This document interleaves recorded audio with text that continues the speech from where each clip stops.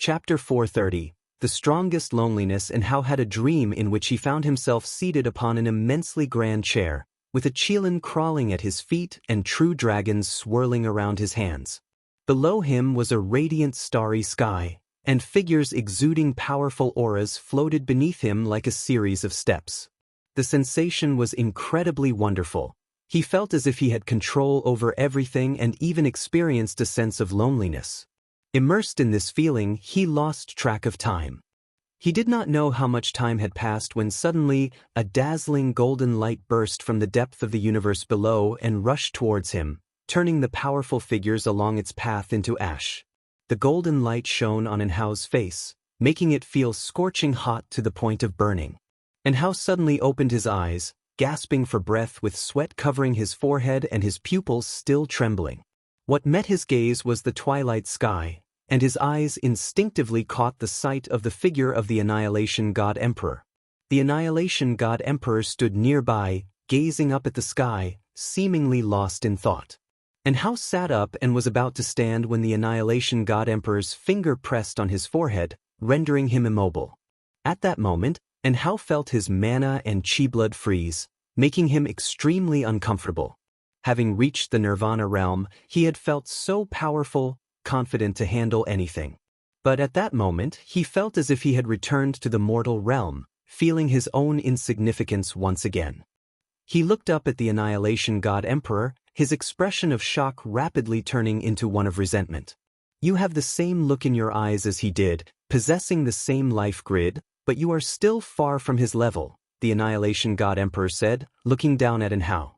Enhao gritted his teeth and asked, "Who is he?" "His name cannot be mentioned. This entire great heaven and earth cannot bear its consequences. If mentioned, this great heaven and earth would instantaneously turn into nothingness." Enhao's eyes widened. It was the first time he heard of such power. Neither the Xianxia Emperor nor Holy Heaven could achieve such feats. Having traversed so many great heaven and earths, it is rare to encounter someone with such a grand life grid as yours. I grant you a divine skill, now it remains to be seen how high you can reach. As he spoke, the Annihilation God Emperor's index finger emitted demonic chi, which burrowed into Enhao's forehead. Enhao, unable to move, was extremely nervous. As the demonic chi entered his body, he did not feel any discomfort, which made him even more uneasy. The Annihilation God Emperor withdrew his hand and said, "What you saw earlier were the memories of that being. Remember that sensation. It is the power you must strive with all your might to pursue." With those words, the Annihilation God Emperor vanished from the spot. Enhao then, freed from constraint, swiftly got up. He could no longer sense the presence of the Annihilation God Emperor, not a trace was left, as if everything he had experienced was just an illusion. Who exactly is he? Enhao furrowed his brows, touching his forehead subconsciously, feeling that he had gotten himself into big trouble. Meanwhile, far away in the Third Medicine Valley, Guan withdrew his gaze. When the Annihilation God Emperor approached Enhao, he had been paying attention. This Annihilation God Emperor was merely a free immortal in terms of cultivation level. If he dared to harm Enhao, Guan could eradicate him even faster, but it seemed as though the Annihilation God Emperor intended to bring an opportunity to Enhao. After the Annihilation God Emperor left, Guan checked Enhao's fate once more and found that his future had changed. Enhao was already on the path of the chosen, but after receiving the legacy from the Annihilation God Emperor, Enhao grew even stronger, which reminded Guan of Long Zhan and Lu Han, who could just barely surpass him. What exactly is the origin of the Annihilation God Emperor?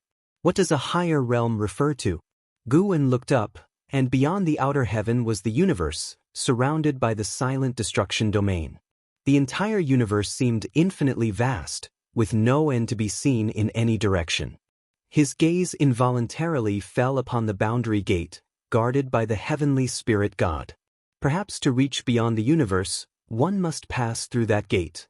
But approaching the boundary gate would mean destruction by the heavenly spirit god, a terrifying existence capable of effortlessly annihilating the Taoist hidden immortal.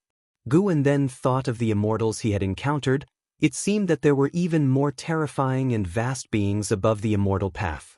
"Master, the sect leader is here to see you."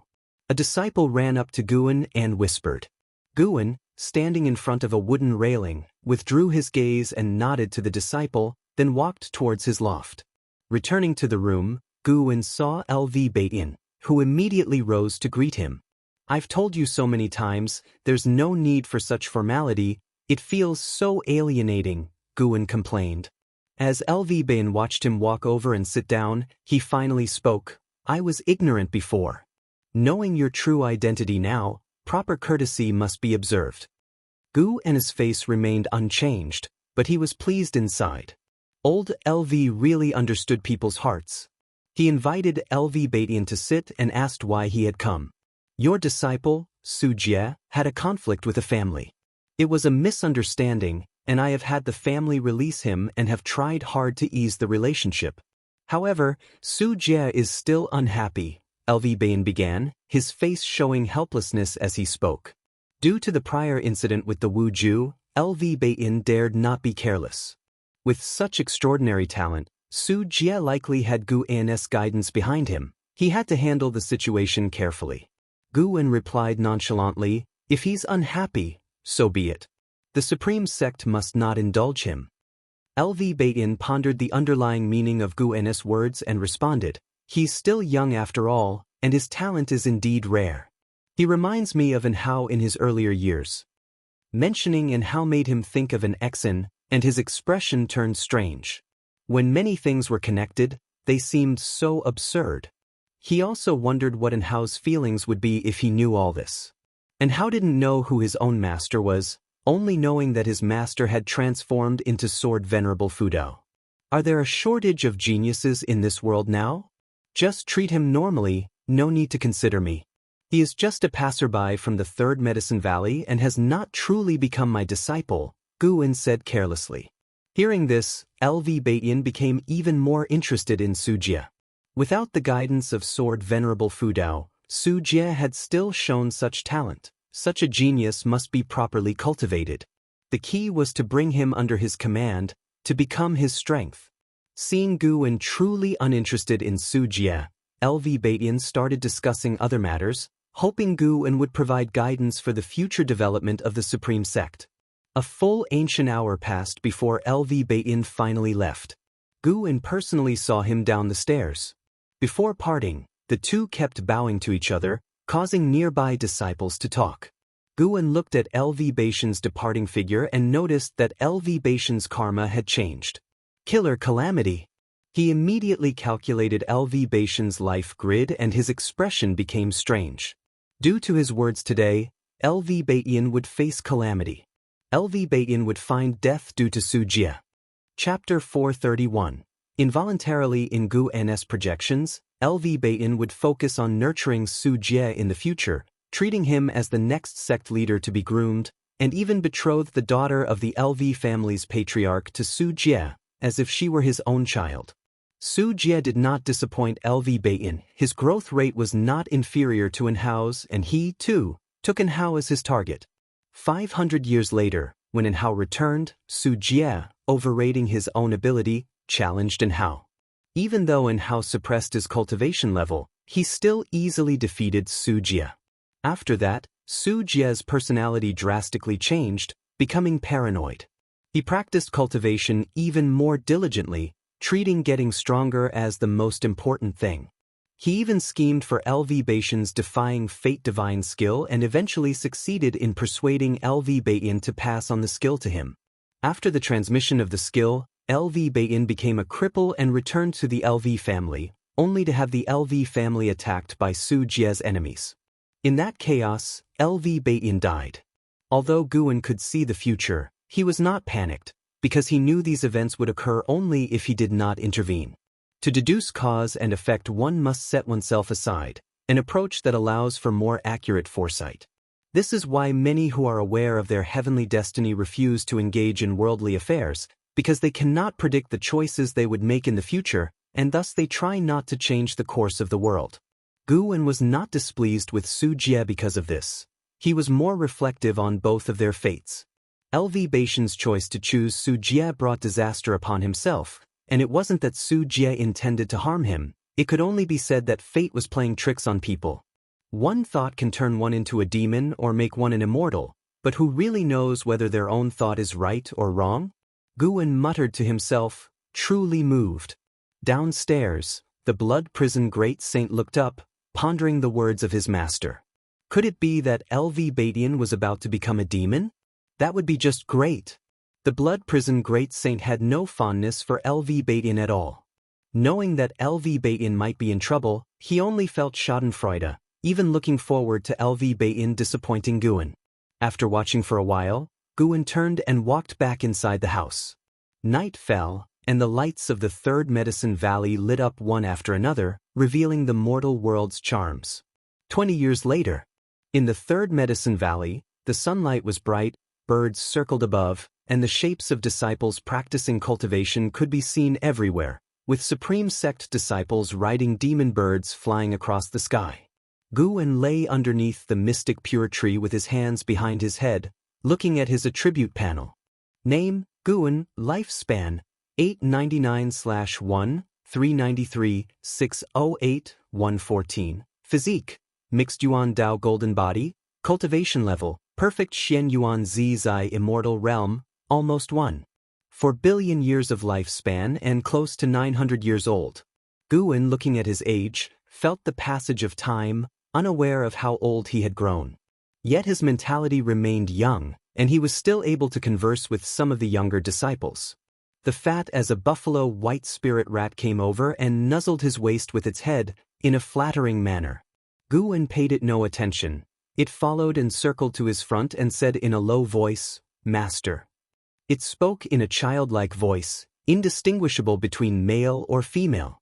Last year, the white spirit rat had just learned to speak the human language. Its growth also brought liveliness to the third Medicine Valley.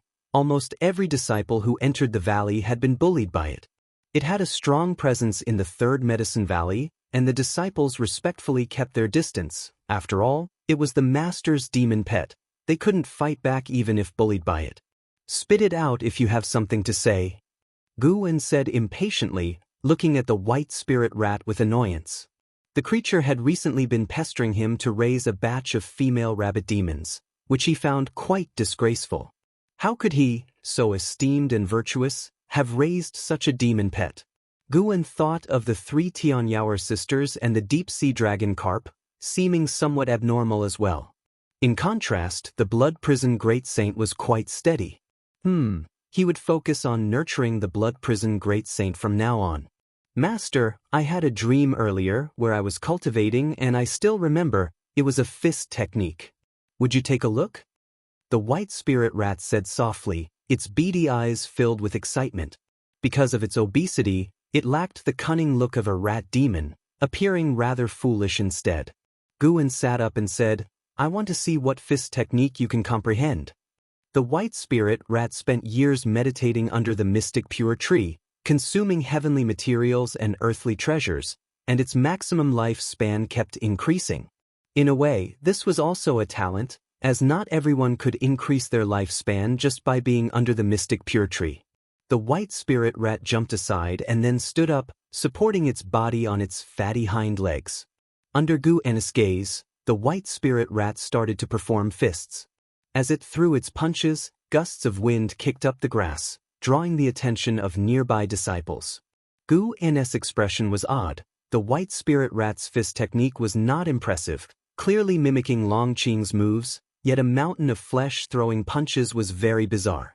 To say it was comical, but its body moved rhythmically, each punch was executed with precision. After the white spirit rat had demonstrated a set of fist techniques, it turned to look at Guwen with a hopeful expression. Guwen pondered for a moment and said seriously, "Not bad, you can challenge Qinger now."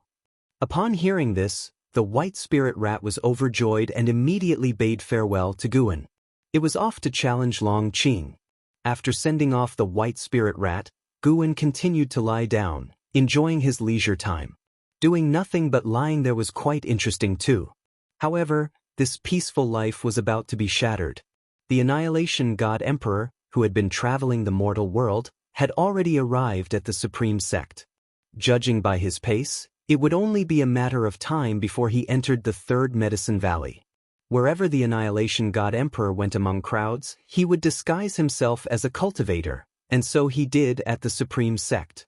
With 1,000 faces for 1,000 people, no one could remember the visage he had transformed into. Time continued to pass. An ancient hour later, a figure entered the Third Medicine Valley, a man in blue clothes with an ordinary face and no eye-catching magic artifacts adorning him. It was the Annihilation God Emperor. As he stepped into the Third Medicine Valley, he looked around, as if in search of something. A disciple approached to greet him and inquired about his business. The Medicine Valley disciple was very polite and did not posture. The Annihilation God Emperor said, "I'm looking for Ji Xiaoyu." Ji Xiaoyu? The Medicine Valley disciple paused, thought for a while, and then remembered, saying, "Elder Ji has been in seclusion for many years and has not seen anyone. I have been here at Medicine Valley for many years without having seen her. It's fine, I'll just look around." Your Medicine Valley allows that, right? Of course, you're free to do as you wish. If you have any needs, feel free to ask me. Much appreciated. The Annihilation God Emperor responded, and the Medicine Valley disciple followed up with a bow before leaving. Afterwards, the Annihilation God Emperor continued forward. When he passed by the dojo, he turned his head to look, but after a mere glance, he withdrew his gaze and did not pause in his footsteps. 2 female disciples walked towards him, one of whom was Yue. "I told you before that the heavenly-colored evergreen grass needs constant attention. You didn't listen. Do you know how many top-grade spirit stones are lost with one plant?" Yu Yingying complained, while the woman beside her was almost crying, her lips quivering. As the Annihilation God Emperor was about to pass by Yu Yingying, he suddenly said, "For one facing imminent death, you've managed to live quite tenaciously." Upon hearing this, Yu Yingying stopped in her tracks, looking suspiciously at the Annihilation God Emperor. She knew that she was a reincarnation of a heavenly demon, and with Gu Ayan's help over the years, her cultivation level had been continuously growing. Although not a genius, at least she was far from her lifespan's limit. Hearing the words of the Annihilation God Emperor, Yu Yingying instinctively panicked. "Are you talking to me?" Yu Yingying stared at the Annihilation God Emperor and asked. The Annihilation God Emperor did not stop, continuing on his way, leaving behind a perplexing comment for Yu Yingying, "Cherish the present, there will come a time when you are powerless to control your fate." A time when she is powerless to control her fate? Yu Yingying furrowed her brows, immediately feeling uneasy.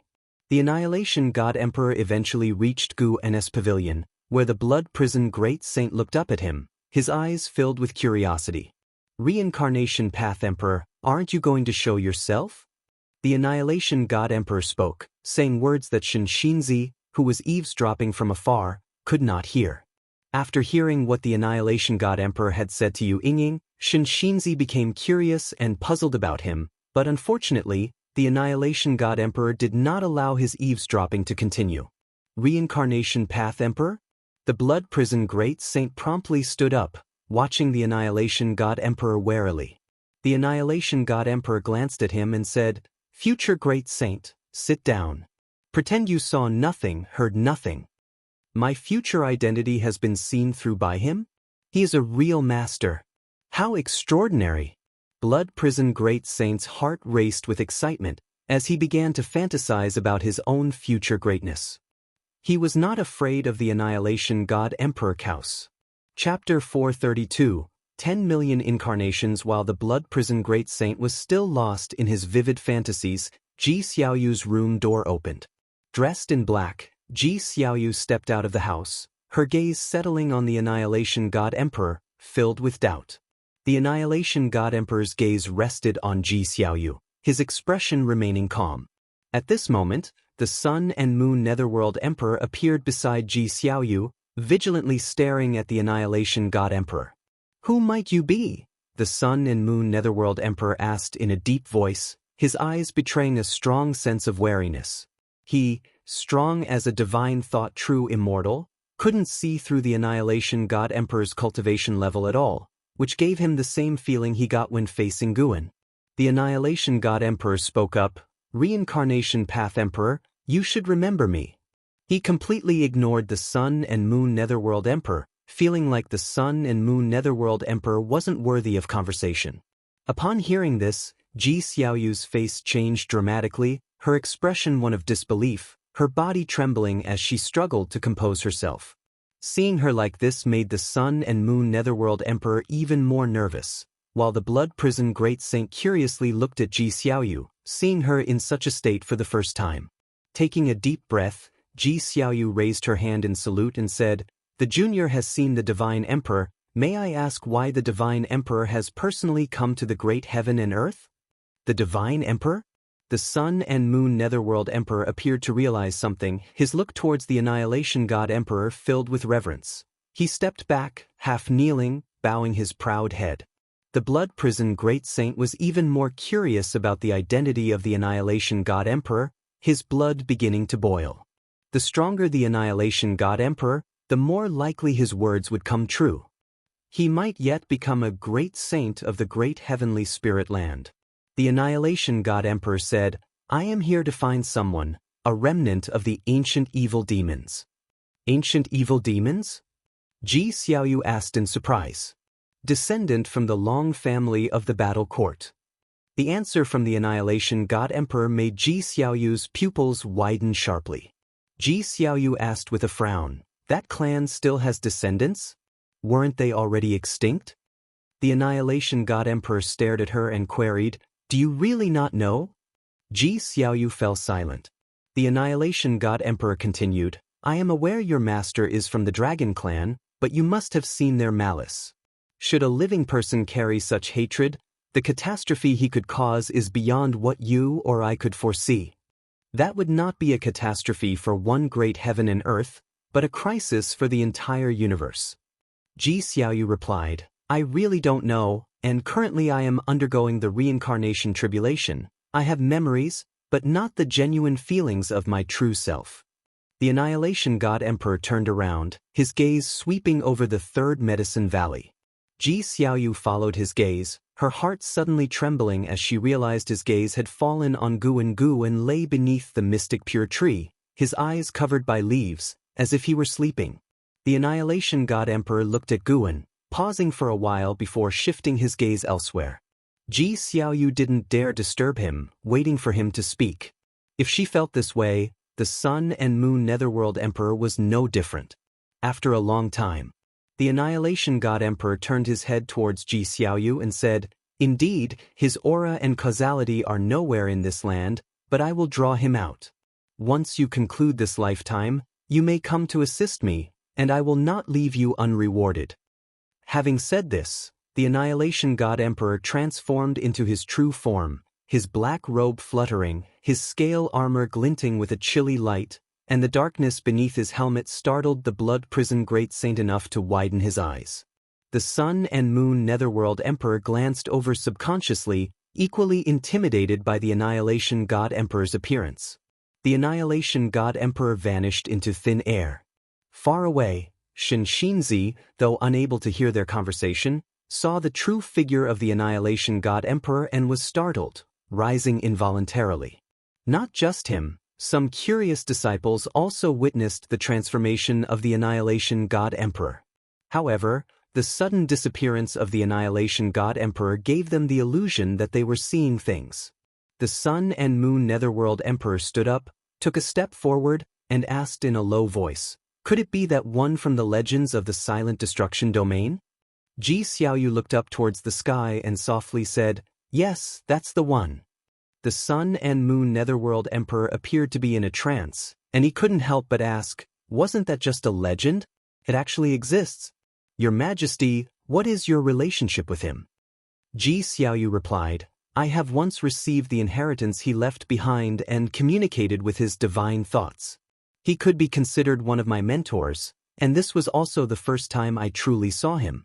The one just now must have been only an avatar." "Avatar?" the Sun and Moon Netherworld Emperor exclaimed. "Yes, an avatar. He has countless avatars, spread across different worlds, all searching for his own way." Ji Xiaoyu's gaze became distant, as if filled with longing. the Sun and Moon Netherworld Emperor fell silent, equally shaken. The Blood Prison Great Saint, on the other hand, contemptuously thought to himself, why doesn't such a powerful being dare to take a walk in front of the Master? In his view, the Annihilation God Emperor was wary of Gu, and time continued to pass. As dusk approached, Guin sat up. He stretched lazily, having had a very comfortable sleep. He even had a dream, as if he had experienced lifespan samsara. But it was not as real as the memories left by lifespan samsara. This made Guin want to start another round of lifespan samsara. He stood up and walked towards the attic, spotting the white spirit rat on the way, which was looking at him with a plaintive gaze. Guin noticed that one of its legs was twitching, clearly injured.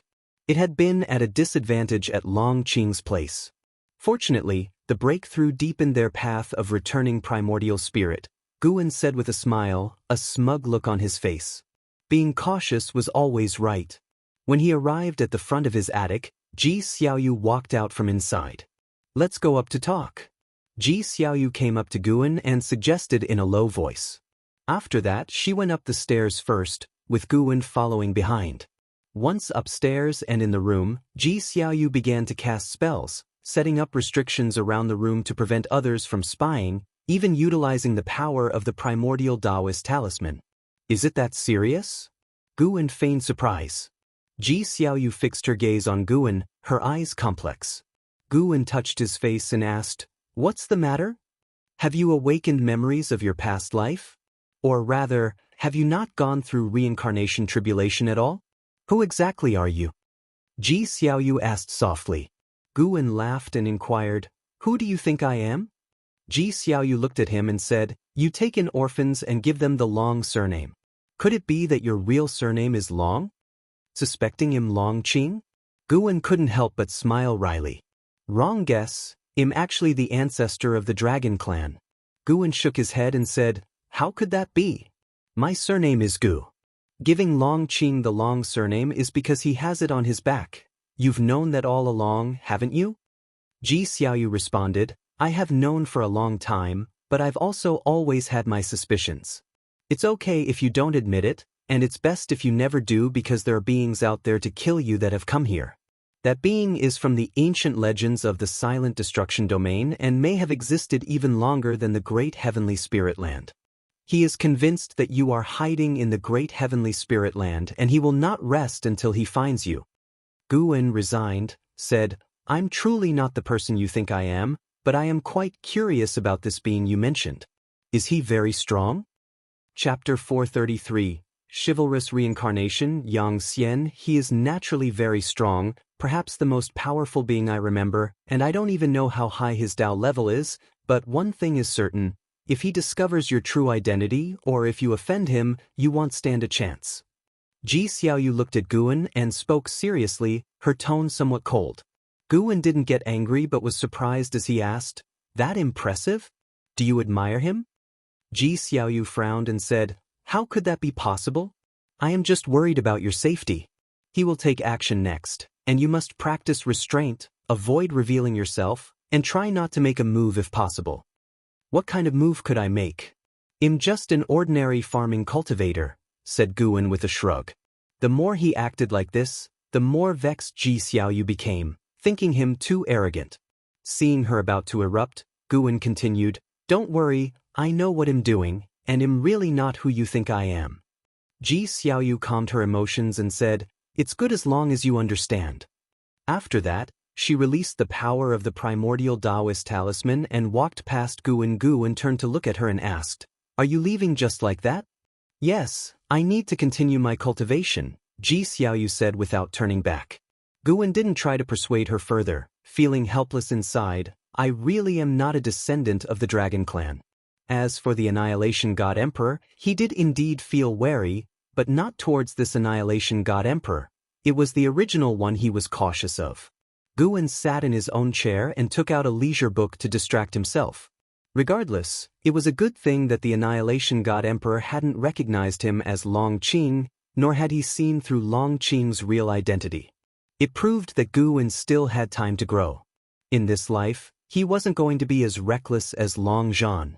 A year later, the 900-year-old and Exen came to the hidden spirit palace where first he gathered medicinal herbs, with the deep sea dragon carp following closely behind, carrying the basket for him. This herb, my junior sister should like it.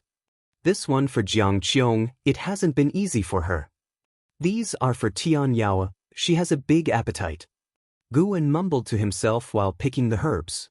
The deep sea dragon carp had grown accustomed to this. He didn't speak. With his long hair reaching his feet, wearing white clothes and an elegant demeanor, like a gentle woman. His eyes seemed to hold tenderness, a face full of feminine charm, making it difficult to guess that he was a male demon. When Guwen finished gathering, he took the basket and handed a bag of seeds to the deep sea dragon carp. As the deep sea dragon carp began to plant the seeds, Guwen walked to the entrance of the hidden spirit palace and sat on his rocking chair, taking out a book. The water above shimmered, and the whole dojo was quiet, a perfect atmosphere for reading, occasionally complemented by the sound of whale calls, which struck the soul. An hour later, Guwen finished savoring the book in his hand, pressed it to his chest, and started to reflect. The spirit of chivalry is precious.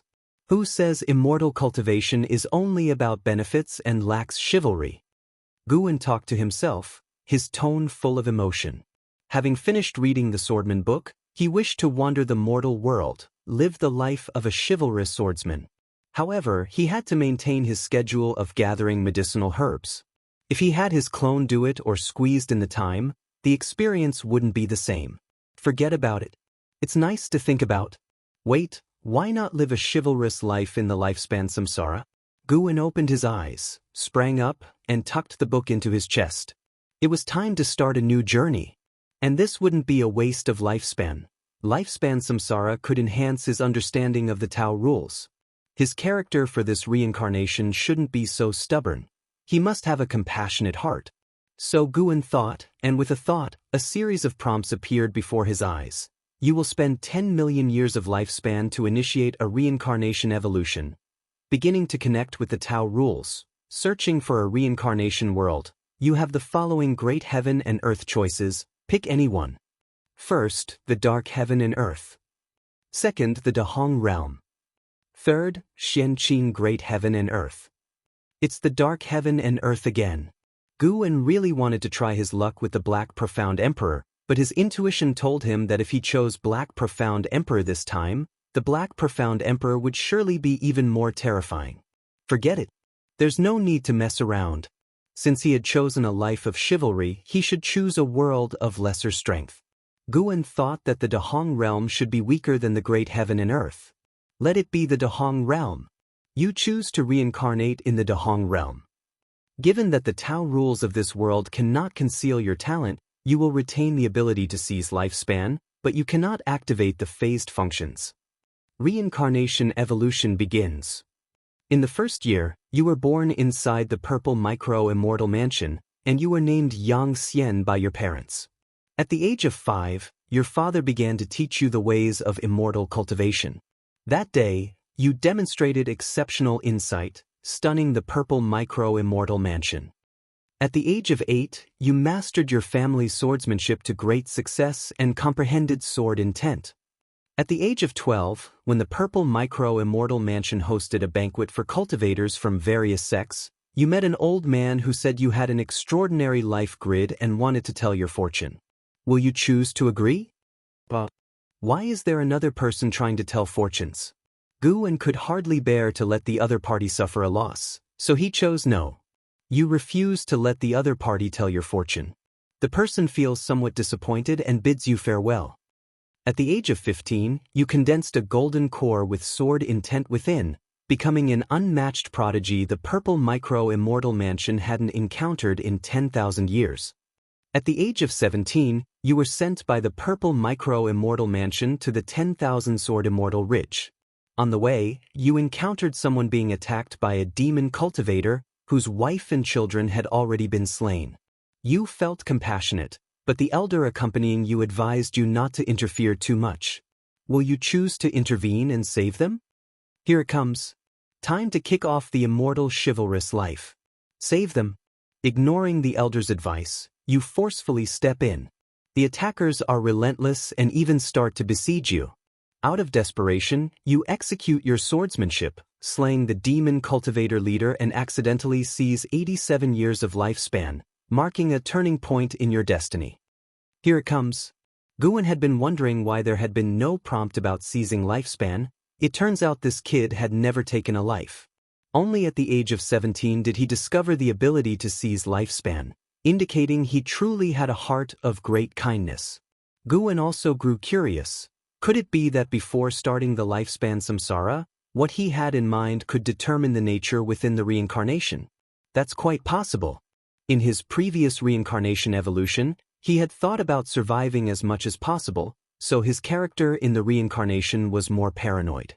At the age of 18, you arrive at the 10,000 Sword Immortal Ridge, where you stand out among the thousands of trialists, and you obtain your first immortal sword in this life, Jinghong. At the age of 19, after contemplating the sword intent of 10,000 Sword Immortal Ridge, you gain the appreciation of the ancestor of 10,000 Sword Immortal Dao, who wishes to take you as his disciple. Will you choose to agree? Definitely agree. What's there to hesitate about? Start getting stronger. Guwen thought this and made his decision immediately. You choose to be apprenticed to the ancestor of 10,000 Sword Immortal Dao, you receive his instruction, and you begin to delve into the 10,000 Sword Immortal Dao. At 21, you finally step into the 10,000 Sword Immortal Dao. All of the swords in the 10,000 Sword Immortal Ridge tremble for you. The ancestor is very satisfied with you and starts to personally train you in swordsmanship. Wait a minute. Chapter 434 Sword Dao Life. Although it was impossible to determine Xianxia's realm from the hints, he seemed very strong. Most importantly, he was only 21 years old. Guwen contemplated as he read the information. He even felt that the Dahong realm was stronger than the usual great heaven and earth, casually decorated with the word immortal. At 25, your master, the founder of the Thousand Swords Immortal, summoned you alone, the message read. When you went to see him, he claimed he wanted to pass on the position of head of the Thousand Swords Immortal Peaks to you. If you accept the chi fortune of the Thousand Swords Immortal Peaks, you will be able to command all the immortal swords, divine swords, and treasure swords there, and even gain longevity, but the price is the loss of your freedom. Do you choose to accept the position? Lose my freedom? No way. Guwen immediately refused. In this life, he intended to experience the life of a chivalrous hero, not to pursue longevity. And what about the reincarnation Bodhi's original self if it obtained longevity? You refuse the position of head of the Thousand Swords Immortal Peaks. The founder does not coerce you but assigns you an experience task to track down the eldest senior brother who has betrayed the sect.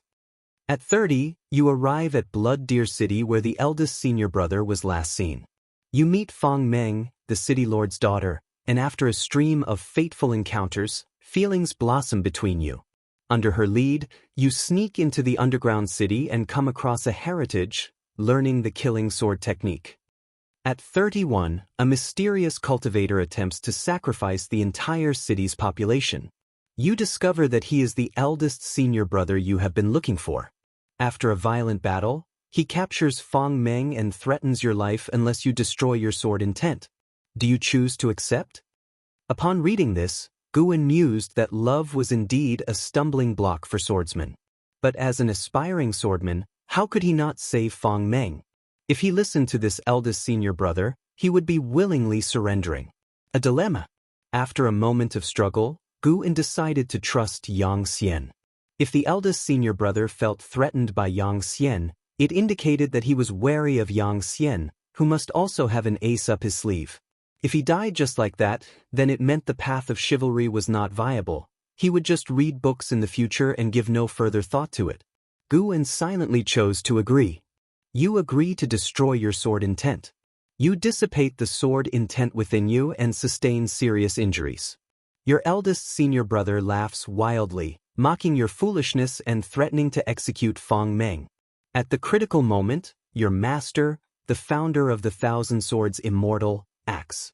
Using his finger as a sword from millions of miles away, he instantly kills your eldest senior brother. Enduring the pain, you catch Fang Meng as she falls from the sky. At 32, as you're contemplating the sword Dao in the courtyard, Feng Meng visits you.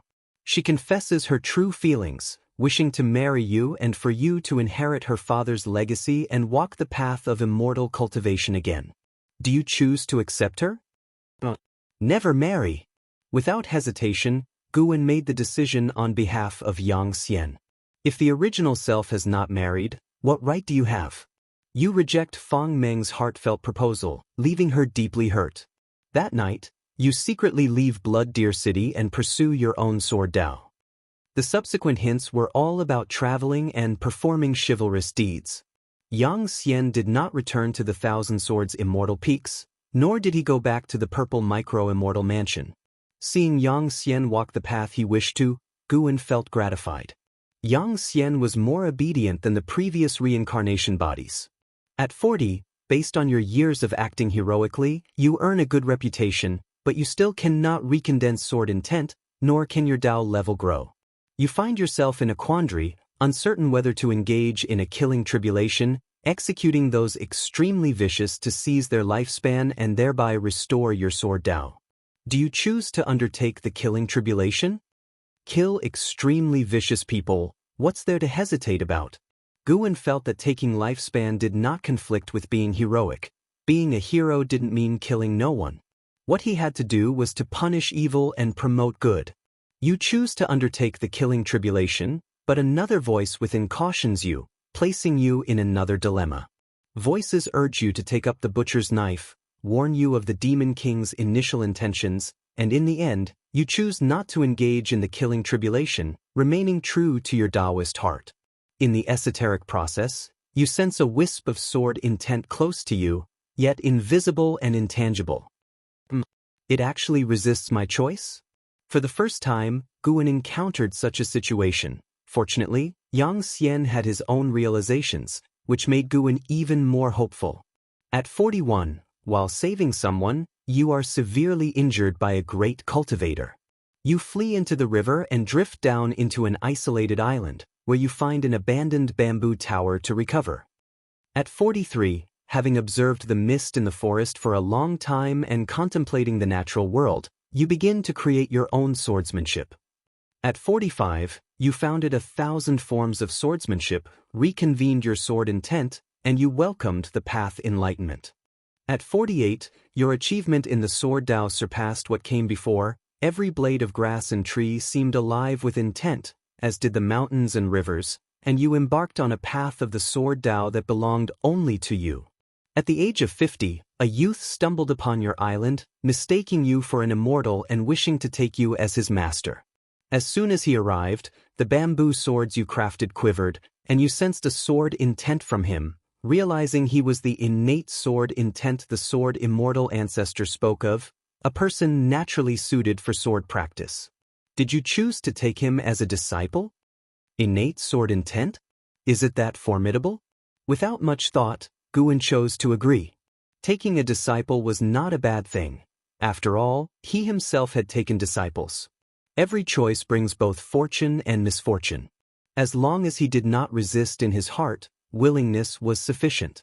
You chose to take the youth as a disciple, hearing that he was raised by bandits and had no real name, thus you named him Yang Pingon. At 52, Yang Pingon had mastered all your sword techniques, but he could not yet perceive sword intent nor could he refine his own. Moving on, Yang Pingan's name appeared in every prompt. Yang Xian advanced his own understanding of the sword Dao while observing Yang Pingan's cultivation. Guwen was astonished. The natural talent of Yang Pingan in the sword Dao was truly exceptional, even exceeding Yang Xian's by some measure. At 60, your sword Dao reached even greater heights. That year, Yang Pingan desired to leave the island to gain experience. Did you choose to allow him to leave? Having only practiced for a few years? With such little skill going out, is he seeking death? You disagreed with Yang Pingan's departure. Dissatisfied, Yang Pingan thus agreed to the rule you set. He could leave to gain experience only after he defeated you. He dedicated himself to intensive cultivation. Reading this prompt, a bad premonition suddenly arose in Guwen's heart. Could it be that master and disciple will turn on each other later? As Guwen pondered, he watched the incessant flow of prompts before him. It was still about cultivation, yet now included the challenges from Yang Pingan. Every 5 years, Yang Pingan would challenge Xianxia, and according to the prompts, both master and disciple were growing rapidly. At 100, you once again ascended a step in your sword Dao, and your consciousness peered into the sword Dao river. You saw figures standing upon the river, and yearning for it, you drew closer only to encounter one of the figures swinging a sword at you, damaging your sword Dao. Your consciousness retreated back to your body, and you found your sword intent temporarily dispersed, with your internal spiritual power also depleted. At this moment, your disciple Yang Pingan came to challenge you. Did you choose to consent to his challenge? Such terrible timing. Guwen wanted to refuse, but on second thought, refusing meant showing weakness. Yang Pingan likely harbored no intent to kill him. It would be a good test of Xianxia's true strength. Without sword intent and spiritual power, could Xianxia still defeat Yang Pingan? You agreed to Yang Pingan's challenge, and after a fierce battle, both of you were injured, with Yang Pingan winning by a narrow margin. He shouted out excitedly, venting out years of repressed frustration, and you could only let him travel the world. Before parting, Yang Pingan gave you 3 deep kowtows, saying he would never forget the kindness of your teachings. At 101, your wounds healed, you reconvened your sword intent and gained new insights. Seeing Xianxia actually lose, Guwen felt helplessly resigned, but thankfully Yang Pingan still had some conscience. The path of practice continued. Xianxia gave up the ability to seize life's span, yet his growth rate remained swift. He secluded himself in the deep mountains without wandering out, delving into the sword Dao, his cultivation advancing by leaps and bounds. Yang Pingan, however, did not return again. One prompt followed another. Quickly, time brought Xianxia to the age of 500. At 507, you attained the accomplishment of perceiving everything in heaven and earth as a sword, and you buried all your swords at the bottom of a lake outside your island. At 508, a masked woman arrived at your island, claiming to be Fang Meng's daughter. Fang Meng was near death and wished to see you one last time. Did you choose to agree? Fang Meng? She actually had a daughter, but that was normal. Not all women can wait forever, especially since she was rejected by Xianxia. With a sense of reminiscence in his heart, Guwen then fell into hesitation. Chapter 435. Sword Saint, Great Hongdao Sky. After much hesitation, Guwen still chose to agree. After all, it was Xianxia's life, and considering the affection between Xianxia and Fang Meng, even in the absence of love and with old acquaintances departing, a farewell was appropriate. You chose to agree to meet Fang Meng. You packed up and left that same day. In the same year, you arrived in Blood Deer City and saw Fang Meng. She lay on her bed, her face devoid of any color, and you noticed an energy within her similar to sword intent but more complex and eerie. Upon investigation, you learned that Fang Meng had never married. The masked woman was a descendant of the Fang family. With her impending death, Fang Meng sought to test your feelings for her. Understanding the truth, you felt a mix of emotions. At the age of 509, no matter how much you helped, Fang Meng still succumbed to her illness. You stood before her grave in contemplation, standing for months as your hair turned from black to white. Suddenly, you felt a faint energy emanating from Fang Meng's grave, moving towards the distance. Believing this related to her death, you decided to investigate. Before leaving, you engraved Wife of Xianxia on her tombstone. Seeing this, Guwen suddenly felt ashamed. Had he originally agreed to marry Fang Meng, would the outcome have been different? The reminder for reincarnation continued. The mysterious energy moved slowly, and along the way, Xianxia avenged evil and promoted good. His reputation as a virtuous swordman began to spread. He also gradually realized that the people of the world were suffering under the oppression of the dynasty while the immortal cultivation sects sat idly on their pedestals, not helping the people in misery but only extracting benefits from the secular world. Thus, Xianxia continued his charitable journey. Though his enemies grew more numerous, his mastery of the sword Dao was unmatched and unstoppable. Years later, following the mysterious force, he reached the outskirts of the imperial city, discovering bodies of commoners and cultivators piled up outside the city walls, discarded haphazardly into mountains of corpses, a horrifying sight. Seeing that the energy had entered the imperial palace, Xianxia faced another moment of decision, as the imperial city was closed for a ritual, forbidding entry. Guan chose to forcefully enter. This was not a moment in Xianxia's life to shrink back. The reminder continued. Forced entry into the imperial city put Xianxia in a difficult position, but wielding the heavens and the earth as his sword, he managed to enter the palace unharmed. He discovered the source of that energy, the national master of the dynasty, who devoured others' life energy with a miracle skill, including that of Feng Meng, whom he had met briefly. This life energy was then pumped into the emperor to prolong his longevity. Xianxia slew the national master, avenging countless victims, but discovered that the emperor was even more terrifying. A heart-stopping battle erupted. In the end, with no one to aid him, Xianxia killed the emperor, sustaining severe injuries himself. As he departed, the city's populace knelt to thank him. A young girl asked his name, and he did not hide it, choosing to bear the greatest hatred for this matter. Murderer of the emperor, Xianxia. The following year, Yang Pingon returned to a small island in the mountains to recover and continue his understanding of the sword Dao. But every few years, people would seek his help, and if their suffering was indeed irredeemable, he would intervene.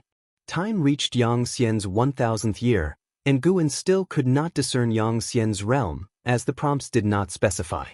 However, between the lines, it appeared that Xianxia had reached the Immortal Path realm. Xianxia's opportunities were not many, far less than other reincarnation bodies, and he had never resorted to usurping others' lifespan. His understanding of the Tao came entirely from his own revelations of nature. Guan felt an even stronger sense of enlightenment from him. Of course, his greatest asset was still his talent for combat, as if born solely for warfare. At the age of 1234, a cultivator came to your mountain island, claiming to be a disciple of the sword god. Delivering an invitation, opening the letter, you discovered that the sword god turned out to be your disciple, Yang Pingon, who was about to become the sword master of the heavenly sword sanctuary and was inviting you to a festival. Do you choose to go? What's the point in going? After so many years of not coming back to see him, now that he is flourishing, he wants to show off his power? Guan directly refused on behalf of Xianxia. After Xianxia refused, the cultivator had no choice but to leave. Afterward, another long period of cultivation years ensued. Although there were hardships, Xianxia always managed to handle them with ease. More and more place names and power names appeared in the hints, which also indicated that Xianxia's fame was constantly rising. During this period, there were also women who admired Xianxia, all of whom were refused by Guan. 5,000 years later, someone came to visit Xianxia, pronouncing his current title, Sword Saint. This title not only praised his strength but also celebrated his deeds and spirit. No matter how high his cultivation level, Xianxia preserved his original intentions. When those in suffering sought him out, he would help without asking for anything in return. He had slain a great demon that shocked the world, exposed the evil plans of a reputable sect, and even stopped the demon path from massacring the people of the dynasty. His deeds were widely known and had become legendary. At the age of 9,999, after meditating for 10 years, you finally attained enlightenment, transformed your golden core into a primordial elixir, and achieved the carefree Taoist skill. A carefree primordial immortal not even 1,000 years old? What kind of talent is this? Xianxia didn't possess vast immortal cultivation resources and didn't even have a great power often giving him guidance, yet he cultivated so quickly. After becoming a carefree primordial immortal, Xianxia could do even more. He even came into contact with the greatest evil of the Dahong realm, Dahong Dao Heaven. This was the strongest force in the Dahong realm, located above heaven and earth, like an immortal overseeing all living beings. They took mortal spirits as food, indiscriminately plundered the Dao level of cultivators, all while remaining excellently concealed. Even if someone knew, those with knowledge dared not speak out. Xianxia was approached by a cultivator whose family had been slaughtered by the Dahong Dao Heaven for help. Thus, he learned of their heinous acts. Although De Hongdao Heaven possessed a power surpassing the 9 heavens of the immortal path and he could not shake them, he still chose to help the seeker of revenge and executed the carefree primordial immortal of De Hongdao Heaven. Decades later, the De Hongdao Heaven sent people to recruit him. Knowing his character, Guan helped him decline the invitation from the De Hongdao Heaven. After that, great cultivators occasionally attacked Xianxia. He repelled them one by one, until he finally faced suppression by a mysterious great power. Due to the vast difference in cultivation levels, Xianxia was struck into the mountains by a single hand of his opponent. At the critical moment, a sword light cut through heaven and earth and saved Xianxia. It was none other than his first mentor, the sword ancestor of 10,000 swords. The sword ancestor of 10,000 swords rescued Xianxia and took him out of the De Hong realm to hide in a secluded minor heaven and earth. The sword ancestor of 10,000 swords warned Xianxia never to oppose the De Hongdao Heaven again, as he could not protect Xianxia if he truly angered the De Hongdao Heaven. Faced with the choice, Guan decided to endure in silence for the time being. Once Xianxia's injuries healed, the sword ancestor of 10,000 swords began to instruct him in cultivation, and after 10 years of personal teaching, the sword ancestor left. Xianxia resumed his cultivation and leveling up. He no longer sought to rescue individuals from suffering. He wanted to help all the living beings of the De Hong realm. This cultivation lasted tens of thousands of years. At the age of 70,000, Xianxia reached the free immortal realm of the 9 heavens of the immortal path. Chapter 436. Achieving Sword Dao Saint Ancestor, a free immortal of 70,000 years, achieved his realm through meditation and cultivation. Impressive indeed. Guan was even more excited about Xianxia's future, wondering if he could surpass the free immortal realm and overcome the death tribulation that awaited according to past experiences.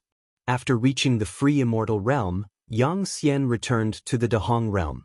Along his journey, he met several cultivators from the De Hong realm and learned about the situation there. For thousands of years, every millennium, the De Hongdao Heaven would cleanse a region with blood.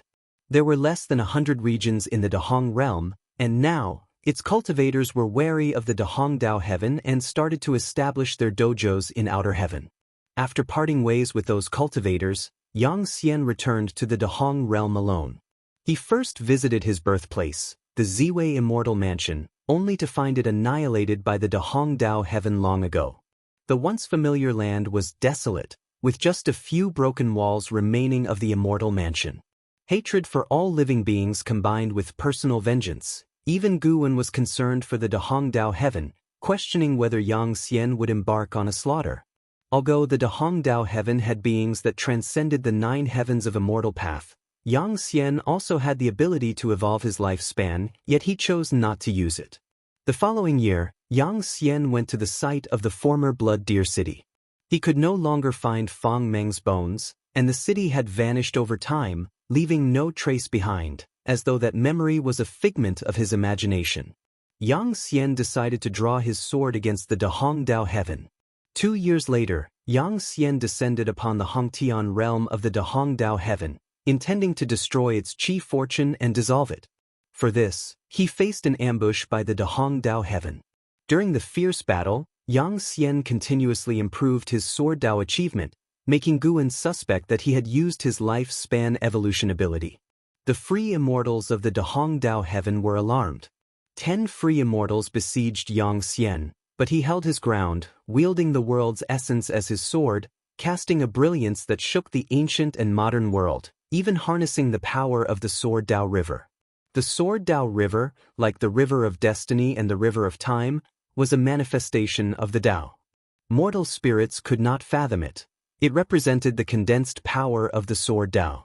Boosted by the Sword Dao River, Xianxia eliminated the physical bodies of the 10 free immortals in one strike, forcing their divine souls to flee in disarray. Just as Xianxia was about to destroy the foundation of the De Hongdao Heaven, an ancient being from it descended, a being who surpassed the free immortals, leaving Xianxia to fend off the attacks as best as he could. When Xianxia was nearly overwhelmed, the Sword Saint Ancestor arrived to aid him and ultimately fell. Xianxia, in utter fury, awakened his sword heart to a divine level, making heaven and earth tremble. Guwen, looking at the prompt before him, could already imagine how dire the situation had been. A battle of free immortals against a Taoist hidden immortal. Without the protection of the Sword Dao River, Xianxia, no matter how strong, would have met his demise. But this time was different from the past. Xianxia had an ally. After tens of thousands of years, his disciple Yang Pingon appeared to help. Remarkably, Yang Pingon had also become a free immortal. Together, teacher and student united in their sword Dao, critically wounded the old ancestor of the Dahong Dao heaven, and forced him to flee beyond the heavens. In the end, Yang Xian and Yang Pingon together destroyed the foundation of the Dahong Dao heaven.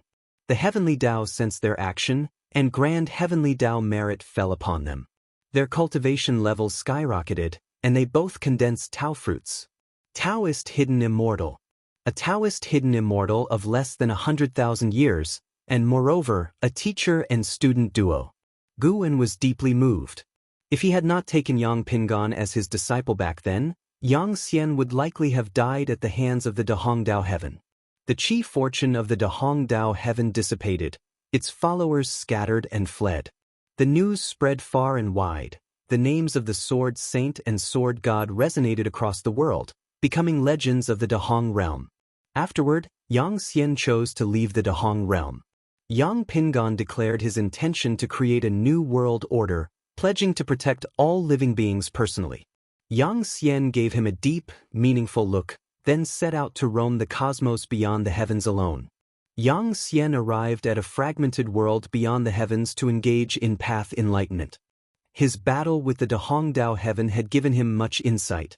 Guwen saw multiple prompts of him comprehending the Karma Dao, Chi Fortune Dao, Fate Dao, and Creation Dao.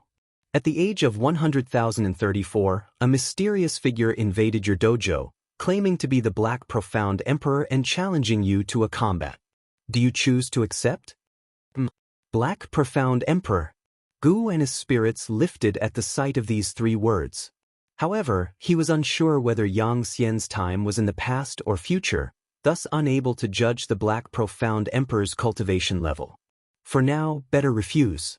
I'll take care of him myself later. Such were Gu An's thoughts. You choose to refuse the Black Profound Emperor's request for a combat. However, he unexpectedly made a move. You countered with a single sword strike, annihilating the Black Profound Emperor's physical body. His divine soul manifested in shock and fear, leaving behind a harsh threat before escaping with an Xian Miao method beyond your pursuit, leaving you sinking into contemplation, watching the direction he fled. 1. Victory with a single strike. Guwen was filled with surprise and delight. Yang Xian was more formidable than Lu Han, Xiao Xingtian, and Chu Lu. However, it was regrettable that the Black Profound Emperor had escaped. From this life, it was clear that the Black Profound Emperor had been relentlessly pursuing his reincarnation. Why was that so? What grievance did they have that warranted the Black Profound Emperor to persistently hunt down his reincarnation body? Guwen couldn't figure out why, but he began to look forward to Yang Xian encountering the Black Profound Emperor again. After surviving the attack of the Black Profound Emperor, surely Yang Xian should be able to reach an even higher realm?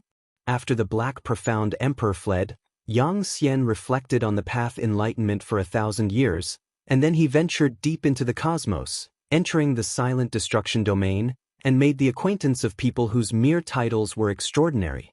There were still female cultivators at the Tao fruit realm who wished to become his Taoist friend, and Guwen still helped him refuse.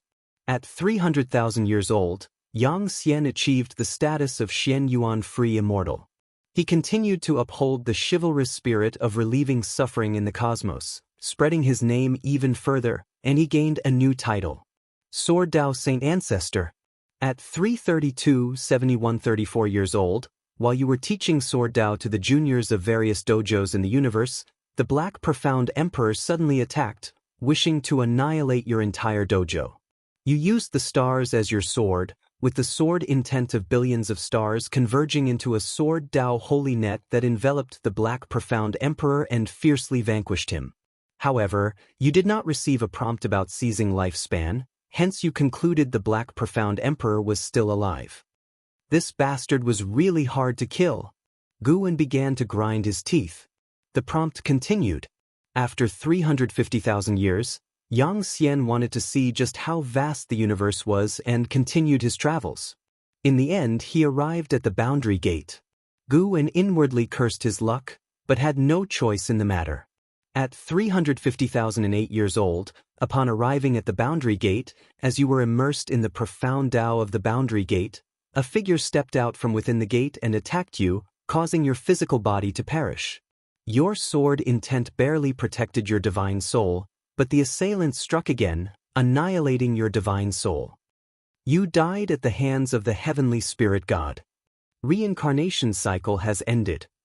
Guwen's face darkened. He knew it would be this way. Previously, the Black Profound Emperor was an insurmountable barrier he had finally overcome, and now the heavenly spirit god had become his new obstacle. How foolish, Xianxia, why did you have to be curious? If you hadn't gone, wouldn't you have avoided death? Guwen vanished into thin air from the chair and arrived in the midst of the cosmos, settling on a meteorite. He activated the lifespan barrier and then received Xianxia's life memories. Feeling Xianxia's life truly was even more poignant. During his life, he had never used lifespan evolution, and although he could not see Xianxia's prompts directly, Xianxia's sword Tao and cultivation level didn't skyrocket within a single ancient hour, except for the time he received the heavenly Tao merit. Moreover, throughout his life, Xianxia had slain fewer than 100 living beings. What a terrifying will! The death of Fang Meng grieved Xianxia deeply, and Guwen felt the same sorrow. The obliteration of the purple micro-immortal mansion and the fall of the one-sword immortal ancestor also caused Guwen distress but did not dampen his spirits. Guwen focused on understanding Xianxia's two encounters with the Black Profound Emperor. The Black Profound Emperor was very mysterious, each appearance shrouded in black mist around his body, preventing any glimpse of his true face. From the battles, it was evident that the Black Profound Emperor was no match for Xianxia. But Xianxia was no match for the heavenly spirit god either. It's worth noting that, moments before his death, Xianxia left behind some items, sparking some expectation within Guwen. He wondered if he would ever come into contact with those remnants. Chapter 437. Holy Heart Sword Tao. The change in Guwen after inheriting the memories of Xianxia. Guwen had received Xianxia's sword Tao inheritance, which was the essence of his life's cultivation. Holy Heart Sword Tao. This sword Tao uses the heart as its foundation. Whatever the heart conceives can be transformed into one's own sword. Flowers, grass, trees, and woods can become swords. Mountains, rivers, seas can become swords. All living beings can become swords. The sun, the moon, and the stars can become swords. Xianxia even wanted to turn the 3,000 Great Tao into his swords, but his sword Tao had not yet truly reached the level of the Great Tao, so it was only a conceptual idea for now. By the time Guwen had fully accepted Xianxia's memories, he opened his eyes, and a day had gone by. It seemed like only a day, but he had experienced a reincarnation. Those memories were so intense that they felt as if he had lived them firsthand. He was Xianxia, but he was not entirely Xianxia. To put it precisely, Xianxia was just a part of him, Guwen, and this feeling was very mystical. Xianxia brought Guwen not only the Holy Heart Sword Tao but also a profound understanding of the many great Tao. Even Guwen was amazed by Xianxia's perceptiveness. Without utilizing the evolution of lifespan, Xianxia's understanding of the great Tao was deep, stronger than other reincarnation bodies. Guwen checked the lifespan consumed by the lifespan barrier, which wasn't too much, stood up, and in one step, returned to the hidden spirit palace. Deep Sea Dragon Carp was cultivating. Upon hearing footsteps, he opened his eyes, saw Guwen return, and was pleasantly surprised, promptly rising to ask, "Master, why have you returned?" Guwen looked at him and said, "Didn't you want some combat techniques? How about I pass on a set of swordsmanship to you?" "Of course, thank you, Master." Deep Sea Dragon Carp immediately thanked Guwen and excitedly approached him, full of expectation. Guwen didn't say much and began to impart the swordsmanship to him, guiding him to practice the Holy Heart Sword Tao from some simple techniques. Deep Sea Dragon Carp felt a change in Guwen's aura, but he couldn't quite pinpoint what had changed, instead feeling an even greater respect for Guan. This was the influence of Xianxia's memories on Guan. Xianxia, often referred to as the Sword Dao Saint Ancestor, who regularly lectured, couldn't hide the refined dignity about him, and it had already begun to affect Guan. Integrating reincarnation memories inevitably affected Guan to some extent. An ancient hour later, Guan returned to the Third Medicine Valley and, after stepping off the transmission array platform, was greeted by disciples. "Do you feel any changes in our teacher? You all noticed too? Indeed, there is a change. Has the old man made another breakthrough? Our teacher's understanding of the Tao is beyond our imagination. Remember who's backing him." The disciples watched Guan's retreating figure, whispering among themselves. Some even deliberately flattered him, guessing he could overhear. When Guan arrived in front of the pavilion, Blood Prison Great Saint was also startled by the change in his aura. Had his master's cultivation level improved? He admired Guan, and the stronger Guan became, the happier he was, because he had decided to follow Guan for life. It doesn't necessarily have to be a millennium, be prepared. Guan stopped and said that to Blood Prison Great Saint. Upon hearing this, Blood Prison Great Saint was taken aback, his bovine fur fluttering as if blood flame was burning. Guan continued upstairs, returned to his room, sat at his desk, took out paper and ink, and began writing down the sword techniques and cultivation techniques from Xianxia's memories. He wasn't afraid of forgetting them, he just wanted to write them down to spread fortune in the future. He could even create a pavilion in the future dedicated to these secret books, not for profit but to display. To show off.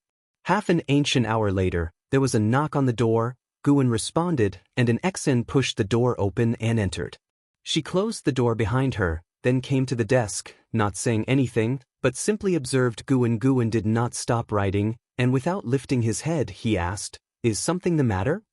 An Exen giggled. "I heard that Master's temperament has undergone some changes, and everyone is speculating that you've had a breakthrough, so I came to see for myself." "Indeed, you've changed, seeming even more like a great power than before." Guan smiled but did not respond. Suddenly, he thought of Xianxia's experiences and asked, "Do you ever harbor affection?" An Exen paused, puzzled. She asked, "Harbor what affection? There is no one in Medicine Valley who could stir mundane desires in me, and I will never fall into a calamity of emotions in my life. My senior brother once told me that his biggest regret was getting emotionally involved with someone, which hindered his progress, yet it would pain him to abandon it. I will never allow myself to fall into that situation." And Sheng Tian and the later generations of the An family were still harboring grievances against An Hao, making An Xian even less inclined to marry and have children. Moreover, she was cultivating immortality and would not be swayed by the instincts of flesh and blood. She was happy as she was and truly did not crave love. Guan looked up at her and seeing that she was not just giving lip service, he smiled. "Is that so? Affection is not as simple as you think. When fate arrives, you might forget your words today." An Exen tilted her chin defiantly. "I won't forget." "Master, you aren't trying to send me away, are you?" "How could that be? I've just been reading a book these past 2 days and felt some emotions about the love story within," Guan explained while once again feeling that complex emotion well up within him. Yang Xian's biggest regret in life was rejecting Fang Meng. He had never had a woman because the memory of Fang Meng's feelings for him was satisfaction enough. Hearing this, An Exen breathed a sigh of relief and reminded him, "Master, you should read fewer miscellaneous and idle books." Guan couldn't help but glare at her. "Get out, get out, get out. You have no respect for your elders." An Exen grinned triumphantly, bowed, and then left. Guan continued writing the secret book as the sun outside the window gradually set. Time kept flowing by. 3 years later, all who knew Guan had grown accustomed to the changes in his temperament. Through integrating the Holy Heart Sword Tao, his sword intent had also improved, making swordsmanship once again his strongest technique. On this day, Guan stood on the cliffs at the edge of the Third Medicine Valley, gazing up at the sky. He saw in the depths of the universe, near the silent destruction domain, a massive city appeared, pitch black in color, as big as the sun above the great heavenly spirit land. The Annihilation God Emperor was hiding within that black city. Holy courts, immortal dynasties, Xianxia divine dynasty, and the Sky Demon Great Sect from the great heavenly spirit land had all sent people to investigate, but anyone who came close to Black City would turn to stone. Looking around, the void was suspended with hundreds of stone statues, the strongest among them reaching the Tao Void mysterious immortal realm, which was a pity. What exactly are you planning to use to attract Longqing? Guwen wondered to himself, noting that the Annihilation God Emperor was shrouded in a causal force stronger than even the free immortal, indecipherable, surely the true body of the Annihilation God Emperor. Just then, a figure descended from the sky and landed beside Guwen. It was Wuju. In recent years, Wuju had just broken through to the Mahayana realm, making a name for himself in the Supreme Sect, and had drunk day and night with Guwen. Guwen looked at him and smiled, asking, "What brings you here?" Wuju, with excitement, said, "I have news about Anhao. He has now attained nirvana and has arranged a time for a decisive battle at sea. The Supreme Sect plans to send a group of cultivators to the array platform to support him, and I will go too." Anhao. This was the most talented genius in the history of the Supreme Sect, still a legend to this day, constantly spoken of by many disciples. Guwen pretended to be surprised, raising his eyebrows. "He's advanced so quickly? Is his opponent formidable?" "The opponent is a loose immortal. He's challenging a loose immortal beyond his realm, so this has caused quite a stir overseas. Your disciple in Xian has a good relationship with him. Do you want me to pass on a message?"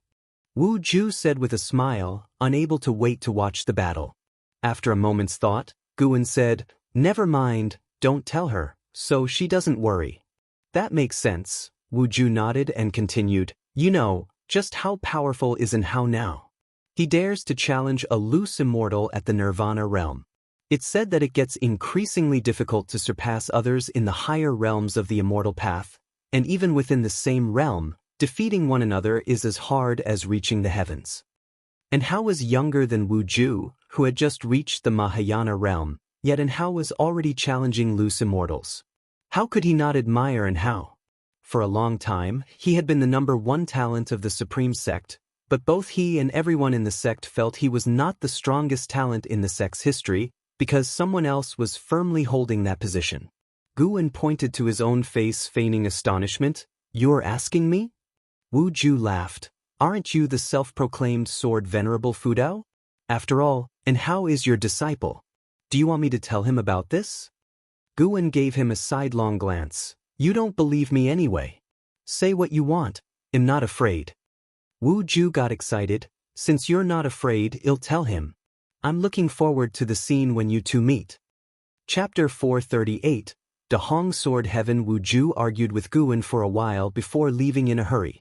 Today, the Supreme Sect had just received news, and because the journey was long, he had to leave immediately. The Hall of Elders of the Supreme Sect was also anticipating Anhao's strength, so the arrangements were made urgently. In the following 3 days, the news of Anhao challenging a loose immortal spread to the Third Medicine Valley, sparking discussions among the disciples. As Anhao's junior sister, Xian naturally received a lot of attention. Guwen went downstairs and looked afar, seeing Xian surrounded by dozens of female disciples chirping incessantly, their voices merging into a noisy chorus. He had just descended the stairs when Ji Xiaoyu stepped out of the door. Guwen initially thought she was looking for him, but she merely glanced at him before leaping up and swiftly flying out of the Third Medicine Valley. Guwen subconsciously deduced Ji Xiaoyu's fate, and knowing what she was about to do next, he felt relieved. He walked towards the dojo. This time, he was not interested in playing chess. Upon reaching the dojo, Guwen did not step in but instead watched from the periphery as disciples and cultivators played chess. It was unusual not to see the Nine-Finger Divine Lord, and Guwen felt somewhat unaccustomed. Longqing approached from the entrance of the valley. Spotting Guwen, his eyes lit up, and he hurried over. He came beside Guwen and curiously asked, "Master, would you like to play chess? Shall I keep you company?" Guwen glanced at him and said, "You, a lousy chess player, play with me? Didn't I ask you to cultivate your Taoist heart?" Why are you fooling around with the white spirit rat again? Hearing this, Long Qing scratched his head awkwardly and said, "It claimed it had found a treasure and wanted me to accompany it." Guan asked, "And then?" Long Qing clenched his fists in frustration and gritted his teeth. "It tricked me into a cave and then filled the entrance with dung. It infuriated me. I must settle the score later, master. It's really despicable." Upon hearing this, Guan silently stepped back. Long Qing continued to curse the white spirit rat. In the entire Third Medicine Valley, except for an Exan, everyone detested the white spirit rat. Though it was merely mischievous without truly harming anyone, and occasionally even gifted treasures to the disciples it had bullied, they could only endure its antics. Listening to Long Qing's complaints, Guan just listened without comment. Although the white spirit rat was nasty to others, it was very submissive to him, often trying to please him. How could he punish it? After Long Qing had finished venting, Guan suddenly asked, "In planning to establish a sword mountain, where do you think it should be located?" "Sword mountain?" Long Qing was stunned, his face showing surprise. "Wait, the master is Sword Venerable Fudao. Could this sword mountain, like the heavenly repair platform, contain his sword intent?" "It must be so." Long Qing immediately became excited, turning his head to select an appropriate location. The reason for creating Sword Mountain was to commemorate the ancestor of the 10,000 swords. The 10,000 sword peaks of the ancestor left a vivid memory. Hillsides covered in swords, each of exceptional grade and rank, each containing different sword intents. All the sword intents together were like the heaven and earth rules converging, forming a unique realm of their own. A realm of the sword Tao, and it was the 10,000 sword peaks that had inspired Xianxia to create the Holy Heart Sword Tao. Long Qing eagerly began to suggest ideas, and Guan had him follow to look around. Having the rare opportunity to roam the hills alone with Guan, Long Qing felt delighted, and the master and disciple walked toward the edges of the Medicine Valley. Seeing this scene, a smile appeared on Nzin's face surrounded by people. Long Qing was someone she had watched grow up, always considering him like her own child. Over the years, Long Qing often confided in her privately. He felt that his master could help him but insisted on tempering his Taoist heart. He suspected that his master did not like him. Naturally, an Exan hoped that there would be no rift between Guan and Long Qing. Seeing Guan willing to spend time alone with Long Qing, she thought Guan wanted to help Long Qing. An hour later, Guan and Long Qing reached the top of the mountain. Side by side, they looked out over the forests outside the Medicine Valley, a sight so magnificent it was breathtaking. "Do you still think I'm singling you out?" Guan suddenly asked, his gaze following up to the sky. The reincarnation vortex was fluctuating again. A massive amount of spiritual energy was emanating from it, clearly indicating that a force was arriving on the scene, likely with hostile intentions. Long Qing quickly waved his hands, saying, "How could that be? Master, why would you single me out? If not for you bringing me back to the Medicine Valley, I would probably have been devoured by demon beasts." He had indeed once thought that his master disliked him, but after Guan had made it clear last time that he carried significant karma and revealing it would invite catastrophe, he no longer indulged in wild thoughts. Now, he was more eager for Guan to teach him cultivation. Master is Sword Venerable Fudao. Even teaching him just a couple of moves is enough for him. Guan heard Long Qing's words and smiled with satisfaction. "If you truly think that way, I'm relieved. Rest assured, I do look forward to nurturing you, but not now. Do you know who the Bull Demon King is?" "The Bull Demon King? He has a background?"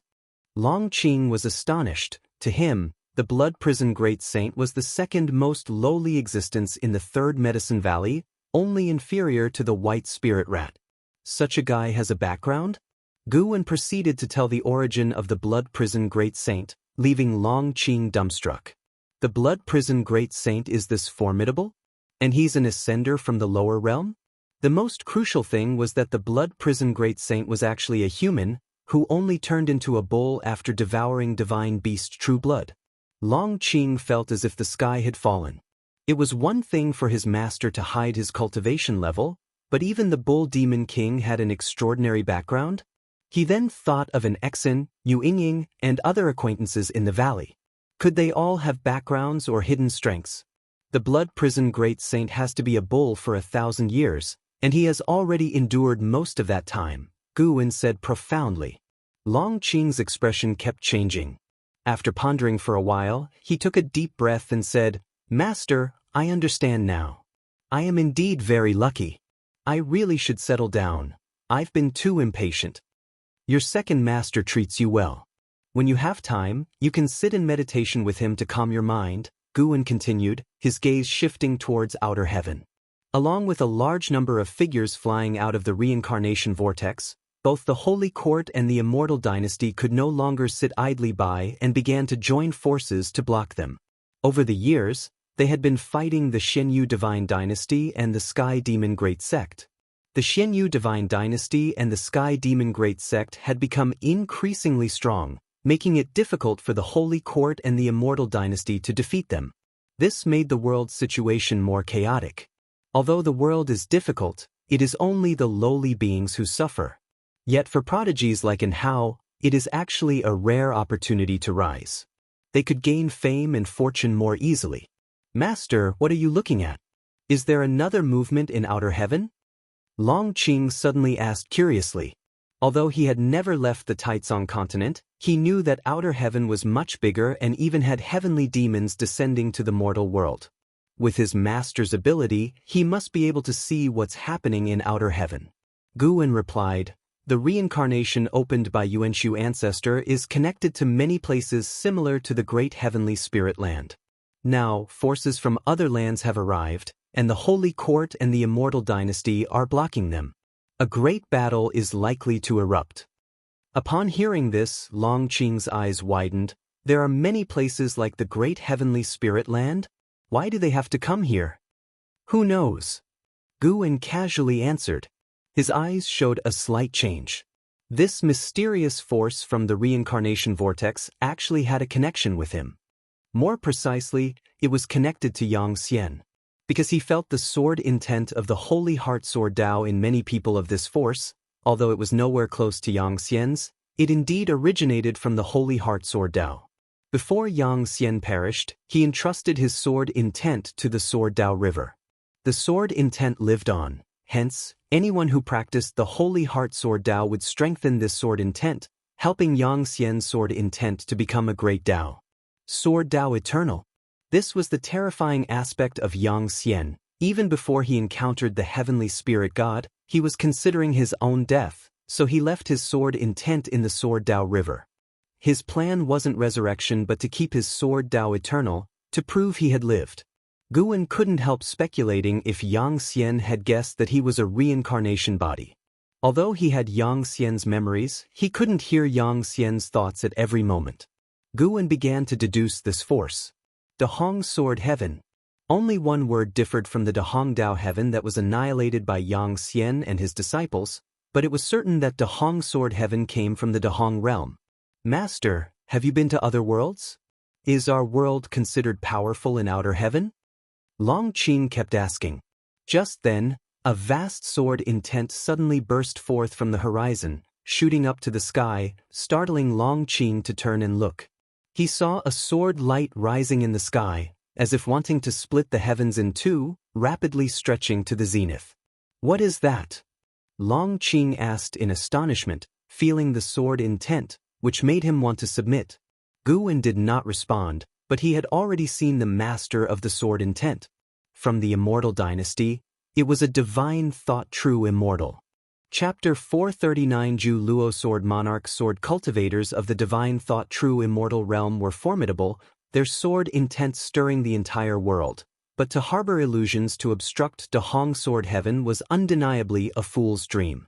Gu N's gaze returned to Dahong Sword Heaven, where continuous figures flew out of the reincarnation vortex, each emitting a formidable sword intent, led by two free immortals. These people's faces were unfamiliar to Gu Wen, never having been seen in Xianxia's memories.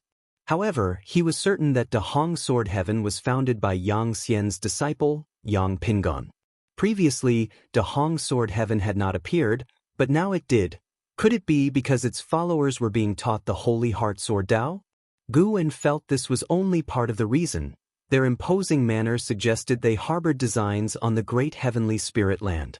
After a brief negotiation, the Holy Court and the Immortal Dynasty commenced their siege on Dahong Sword Heaven, the battle fierce. Long Qing could not view the fight from outer heaven, but he was lost in boundless imagination. The Supreme Sect, disturbed by the Immortal Dynasty's sword intent, debated where this sword intent originated. After watching for a while, Guwen turned and left, with Long Qing quickly following, inquiring about the situation in outer heaven. Guwen did not conceal the facts, briefly describing the battle in outer heaven. Long Qing listened excitedly, his longing for the immortal path realm intensifying. Upon returning to Medicine Valley, Long Qing hurried to his room to meditate, determined to make his master proud and to become a powerful figure who could stir the winds and clouds of the world.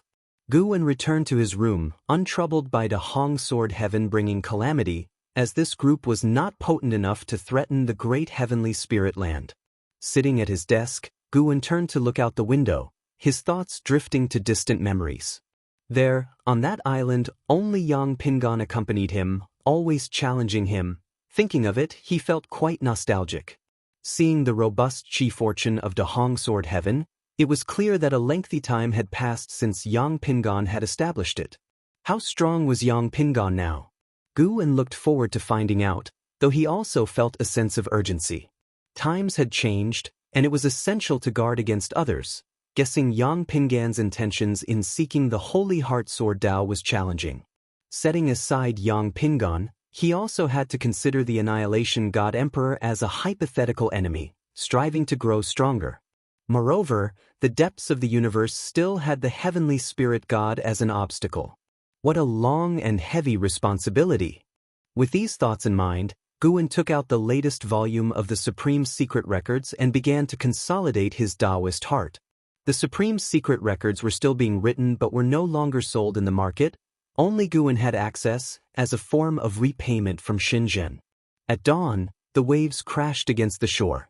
On the cliff, streams of sword qi appeared out of nowhere, circling and coiling to form a vortex that rapidly expanded, followed by a figure stepping out from it, landing on the cliff. Bathed in sunlight, this was a man in black armor and a white cloak, his long hair tied under a white jade crown, and a treasure sword hanging at his waist. His handsome face emanated a commanding arrogance. After landing, he looked around. The sword qi vortex behind him quickly contracted. After looking around, he smiled, then raised his right hand, sword qi emerging in his palm to condense into a silver mirror, the mirror reflecting a gentle woman. Sword Lord, the fate of the great heavenly spirit land is in chaos. It is for this reason that I could help you infiltrate it, but this also implies unpredictable dangers. You must be very careful, the woman in the mirror spoke, her face filled with worry. The man with the mirror hailed from Dahong Sword Heaven, revered as Zhu Luo Sword Monarch. Hearing the woman's words, Zhu Luo Sword Monarch responded dismissively, the great heavenly spirit land is not what it used to be. After that great battle, it's just a fragment of the great heavenly spirit land now. No one can threaten me, rest assured. The woman in the mirror frowned, then asked, can you tell me now why you want to infiltrate the great heavenly spirit land? Zhu Luo Sword Monarch looked into the distance and said, the Holy Heart Sword Tao has reappeared. Those above wish to find the reincarnation or inheritor of the Sword Tao Saint Ancestor to serve him, but I disagree. I will defeat him and prove that Dahong Sword Heaven does not need to pursue the Holy Heart Sword Tao. I will create an even stronger Sword Tao. Upon hearing this, the woman in the mirror's expression drastically changed, just about to speak when Zhu Luo Sword Monarch crushed the silver mirror, dissipating it into sword qi. He then identified a direction, stepped forward, transforming into a streak of sword light soaring toward the end of heaven and sea, leaving behind a trail of sword qi mirages, like a mirage hanging above the vast ocean. At the same time, North Sea Mountain, Guwen, wearing a mask, sat on the eaves reading a book, his divine thought locked onto Zhu Luo Sword Monarch. The ninth layer of the free immortal realm was intensely replete with the cause and effect of reincarnation. It was estimated that the reincarnation tribulation was about to end, only half a step away from the Tao fruit realm. When the other party descended onto the great heavenly spirit land, Guwen had detected him immediately and also heard what he had said. He didn't consider Zhu Luo Sword Monarch a threat.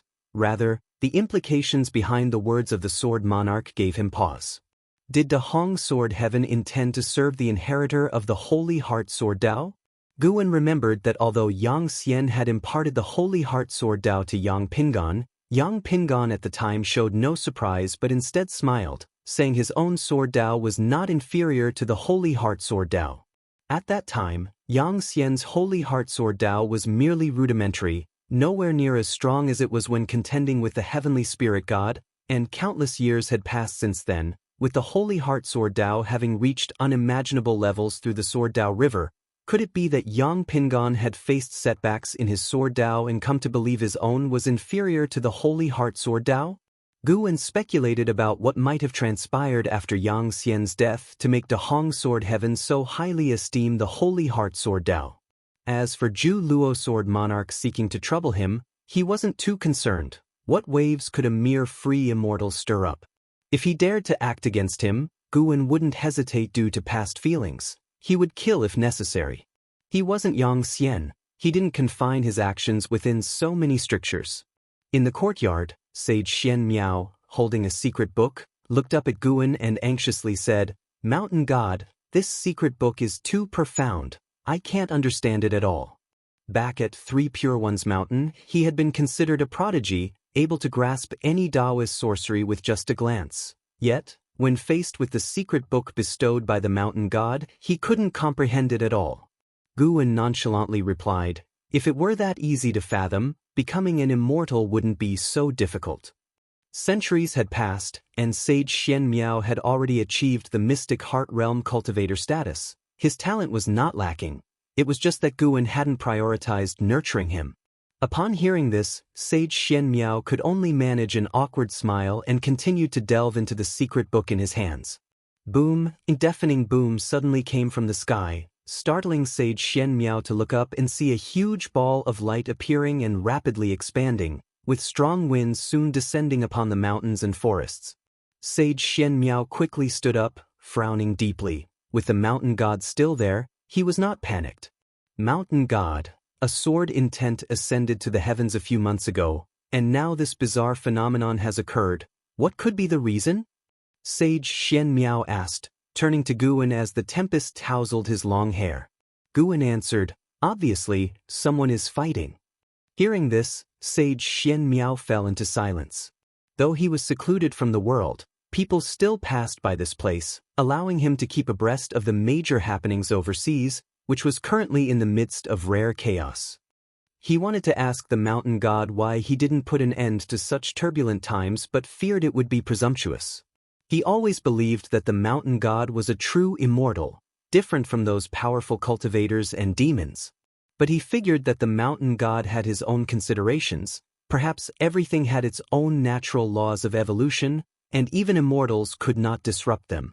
Guwen stood up and tucked the book into his chest, looking down at Sage Xian Miao. "Cultivate well, these days are long, and when you are strong enough, I can let you leave the mountain to alleviate suffering." As his words fell, he vanished into thin air from the eaves. Sage Xian Miao, rather than being ecstatic, looked down at the secret book in his hands, his eyes revealing a glimmer of hope.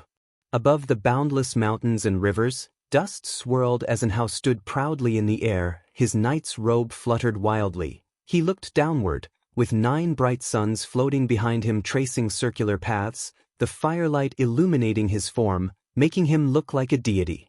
From all directions, cultivators and demons watched the battle. They stood outside the formation, each gaze towards and how filled with disbelief. Those from the supreme sect watched with surging emotions, excited beyond measure. Wu Ju watched and how from afar, his eyes unable to hide his stunned expression as he subconsciously looked at his own right fist. And how could overpower a loose immortal, but could his fist defeat a Nirvana realm cultivator? At this moment, he truly felt the vast disparity between himself and how, as if it were the difference between an immortal and a mortal. Chapter 440 The Origin of Sword Venerable Fu Dao. It seems I have won. and Hao's voice resonated between heaven and earth, silencing all the noise, allowing sects from all directions to feel his pride. A Nirvana victor over a loose immortal, such a record was a marvel and shock throughout ancient and modern times. Looking at the peerless Hao, Wu Ju felt that he still shouldn't test him. If Hao learned that Guwen was impersonating his master, Guwen would probably be in big trouble. Such a domineering divine flame, the flame primordial treasure body, is truly powerful. How do I feel that he is even stronger than the treasure body? Our vast energy Taoist sect also has geniuses with treasure bodies, but none as dominant as him. His divine skills just now were no small matter. He could actually mobilize the heaven and earth rules, which is also why he was able to defeat the loose immortal. No wonder the Immortal dynasty could recruit him. Such talent truly surpasses the immortal spirit. Cultivators from all sects talked amongst themselves, but Hao did not pay attention. He raised his right hand, threw an elixir, and it plummeted into the rolling dust below. Immediately after, he turned and flew in a certain direction.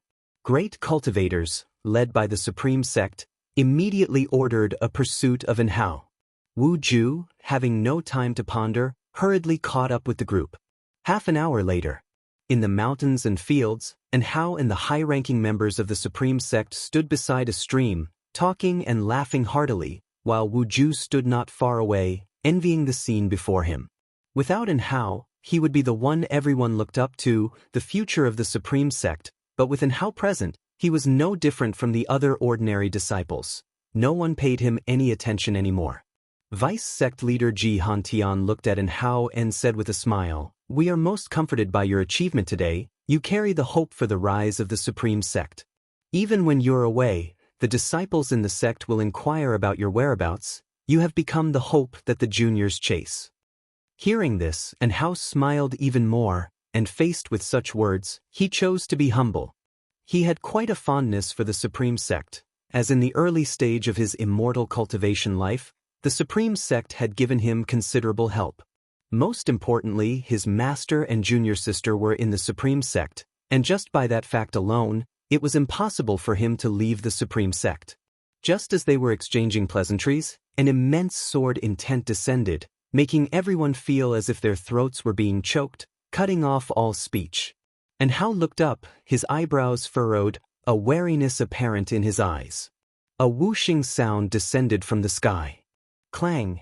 A sword fell from the sky, landing in front of Hao, stones shattered and flew off, and the cultivators from the supreme sect retreated in shock, while Hao remained as steady as Mount Tai, unmoved. The sword that was planted in the ground trembled non-stop, the blade vibrating to form afterimages. Before the cultivators of the supreme sect could speak, a figure descended from the sky, landing precisely on the hilt of the sword. It was Zhu Luo Sword Monarch. Hao looked up at Zhu Luo Sword Monarch before him, his eyes filled with confusion, but no fear. Zhu Luo Sword Monarch ignored everyone else, his gaze fixed on Hao, burning with intensity as if he were looking at a rare treasure. "Who are you? What do you want?" The highest cultivation level elder of the supreme sect asked in a deep voice, clutching the Dharma treasure in his hand, clearly very nervous. Just one glance at Zhu Luo Sword Monarch was enough for everyone present to realize that they were no match for him. "Boy, what's your name?" Zhu Luo Sword Monarch stared at Hao and coldly asked, the breeze blowing his robe as he stood on the hilt, emanating an overwhelming pressure. Hao responded, "Hao, do you have a matter to attend to, Taoist friend?" Zhu Luo Sword Monarch's mouth curved upwards. "I am Zhu Luo Sword Monarch. Your life grid is quite decent. No matter which part of the great heaven and earth you are in, you will rise. Serve me, and I can help you grow faster and raise your limits." Upon hearing this, Hao wasn't surprised. On his journey, too many people had already said such things to him. Hao remained composed. "Thank you for your kindness, Taoist friend. I have a master, a sect, and a power I serve. I cannot pledge allegiance to you." Zhu Luo Sword Monarch narrowed his eyes. "Do you know how high my cultivation level is?" Hao shook his head slightly while the others were extremely nervous, sensing that the situation was far from over. Zhu Luo Sword Monarch raised his right hand, and sword chi surged from his palm, Even though it was just a thread, the implied sword intent left everyone feeling cold. I am a free immortal, which is what you call the 9th level of the immortal path. The strongest of your great heaven and earth, the Xianxia, is also a free immortal, just stepping into the reincarnation tribulation, while I have reached the end of the reincarnation tribulation, just one step away from breaking through to a higher realm. At that time, with just a thought, I could obliterate the entire great heavenly spirit land. While declaring this, Zhu Luo Sword Monarch wore a defiant smile. He seemed eager to see Enhao's reaction upon knowing his power. Enhao's expression indeed changed unnaturally. He knew of the free immortal, that was the realm of the Xianxia Emperor, but from Zhu Luo Sword Monarch's words, the Xianxia Emperor had only entered the threshold of the free immortal realm, whereas Zhu Luo Sword Monarch had reached the pinnacle of the free immortal realm. The cultivators from Supreme Sect were all showing expressions of disbelief. How could they have come across a being more powerful than Xianxia? Zhu Luo Sword Monarch's arrogance was overflowing, making people feel that he wasn't spouting empty words. What about it? Will you take back what you said just now? Zhu Luo Sword Monarch stared at Enhao with a mocking smile. Enhao replied, Senior is indeed formidable, but if I were to serve you just because you are stronger, and then tomorrow I meet someone stronger than you, wouldn't I have to betray you too? Addressing the other as senior was already the limit of respect Enhao was willing to give. He was indeed shocked by Zhu Luo Sword Monarch's cultivation level, but did not believe that Zhu Luo Sword Monarch was the strongest in the world. The strongest person could only be his teacher. Zhu Luo Sword Monarch, upon hearing Enhao's refusal, showed a displeased look, but he also felt that what Enhao said was reasonable, and his appreciation for Enhao grew stronger. Who is your teacher? If I ask him to give you to me, will you no longer refuse? Zhu Luo Sword Monarch asked. At these words, the expressions of the cultivators from Supreme Sect became strange. Although they were shocked by Zhu Luo Sword Monarch's power, they also believed in their hearts that Sword Venerable Fudao was the strongest. Otherwise, how could the Immortal Dynasty lay aside their hatred, and why would the Holy Court come forward with flattery to win over Sword Venerable Fudao? Enhao frowned. He did not believe that Zhu Luo Sword Monarch could threaten his teacher, but he feared causing trouble for his master. If you don't tell me, I can calculate it myself. Zhu Luo Sword Monarch huffed and then started to calculate by using his fingers. He can calculate it? Enhao's expression clearly changed, and the cultivators of Supreme Sect were also frightened by such means. Wu Ju had been silent, but hearing this, he suddenly grew worried for Guan. If that kid impersonates Sword Venerable Fudao, could he be found out by Zhu Luo Sword Monarch and bring trouble upon himself? Thinking this, Wu Ju grew anxious. All was silent in the great heaven and earth. Everyone was watching Zhu Luo Sword Monarch's calculation. However, after more than a dozen breaths of time had passed, Zhu Luo Sword Monarch's brows furrowed. Strange. Zhu Luo Sword Monarch was surprised in his heart but did not dare to show weakness. He could not calculate Enhao's teacher. He did manage to calculate LV Batian and Enhao's teachers from the Star Sea congregations and Immortal Dynasty, but these people's cultivation levels were too low, and the karmic ties of teacher and student with Enhao were not strong, indicating that Enhao didn't acknowledge them in his heart. He could feel there was a mysterious existence behind Enhao, but no matter what, he could not figure it out. What's going on? Zhu Luo Sword Monarch was filled with vigilance. Was there still an existence in the great heavenly spirit land that he couldn't calculate? Even for Xianxia, who had entered the reincarnation tribulation, he could still calculate some traces left by Xianxia before his death. Zhu Luo Sword Monarch's gaze flickered, looking at Enhao with a somewhat odd look. Could it be that Enhao's teacher was the inheritor of the Holy Heart Sword Dao, or a reincarnation of the Sword Dao Saint Ancestor? The more Zhu Luo Sword Monarch thought about it, the more possible he felt it was. He had come to the great heavenly spirit land for some time now, but could not find anyone or anything related to the Holy Heart Sword Dao. He even doubted whether the Holy Heart Sword Dao had appeared in the great heavenly spirit land at all. With thoughts as swift as lightning, Zhu Luo Sword Monarch put on a smile and said, "And how about you take me to see your teacher? We can put aside your matters, I won't insist on them any longer." Enhao asked in confusion, Why do you want to see my teacher? Ju Luo Sword Monarch smiled and said, To be honest, I come from another world, and I am here to find your teacher. Your teacher is the existence our Taoist tradition has been searching for. As long as we find him, we will acknowledge him as our leader. Another world. Everyone was shocked. So Sword Venerable Fudao had such an origin? Upon further thought, they realized Sword Venerable Fudao's mysteriousness and unfathomable strength seemed to indicate that he could only come from another world. Any other origin would seem illogical. After hearing this, and how furrowed his brows tighter, falling into hesitation. Ju Luo Sword Monarch's face turned solemn, while his heart stirred with excitement. Holy Heart Sword Dao. Finally, I have found you. Do not let me down. My sword Dao will certainly be stronger than yours. Chapter 441 10,000 Sword Mountain. In front of a mountain on the north side of the Third Medicine Valley, Guwen stood shoulder to shoulder with an Xian, as they watched the disciples embed treasure swords into the mountain. This mountain bore no flora at all. It was barren, with rocks of a red hue. The mountain was not naturally formed but was constructed from special stone materials Guwen had acquired, materials often used to build array platforms and magic artifacts. An Xian turned her head to look at Guwen and asked with curiosity, Master, are you creating this sword mountain to leave a legacy? Guwen smiled and said, You will find out later. Seeing him speak so mysteriously, an Xian grew even more curious about the sword mountain before them. Guwen raised his hand, and a steel flew out, landing in front of Sword Mountain and embedding itself into the soil. He followed by waving his hand in the air, using his finger as a brush to carve characters onto the steel. An Xian focused her gaze and could feel a force from Guwen's strokes, a force she could not describe with words. For some reason, she felt a sense of loneliness. 10,000 Sword Mountain. Guwen avoided inscribing the full 10,000 Sword Mountain ridge for fear of directly impacting fate. Omitting one character seemed excessive, but it actually made a world of difference. There were many 10,000 Sword Mountain ridges and 10,000 Sword Mountains across different lands. As soon as the 3 characters for 10,000 Sword Mountain were carved, an Xian suddenly felt that this Sword Mountain possessed a spirit.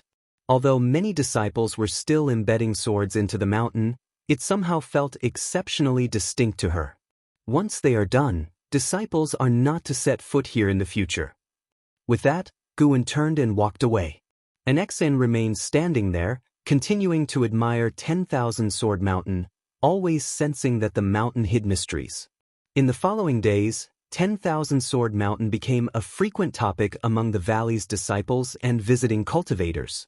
The very name 10,000 Sword Mountain carried immense force, and since Valley Master Guwen was associated with Sword Venerable Fudao, they couldn't help but pay close attention. The news also spread to the Supreme Sect. Since Guwen had claimed he was Sword Venerable Fudao, his fame had skyrocketed, and the major families had even investigated him. Pan N's true identity could no longer be concealed. Since Pan N was him, it led the major families to encourage their disciples to study Investiture of the Gods, Journey to the West, and Romance of the Three Kingdoms. They felt Sword Venerable Fudao must have wanted to convey something through Pan N. Even if they overthought it, being familiar with Pan N's books would give them something to talk about when facing Sword Venerable Fudao in the future. It could do no harm. One day at noon, outside the Supreme Sect, and Hao, accompanied by Ju Luo Sword Monarch, emerged from the forest. He turned his head to Ju Luo Sword Monarch and said, I only know my master is in the Supreme Sect, but I don't know exactly who he is. If he wants to meet you, he will seek you out. Remember, do not harm the disciples within the sect. Ju Luo Sword Monarch snorted, As the Sword Lord of Dahong Sword Heaven, would I harm mortal spirits? He transformed into a streak of sword light and soared towards the Supreme Sect. And Hao followed to catch up but had already lost track of Ju Luo Sword Monarch's presence. Thus, and Hao decided to first visit an Xian at the Third Medicine Valley. Half a column of incense later, and Hao landed on a mountain peak, from where he could oversee the entire Third Medicine Valley. Compared to many years ago, the Third Medicine Valley had become more prosperous and impressive.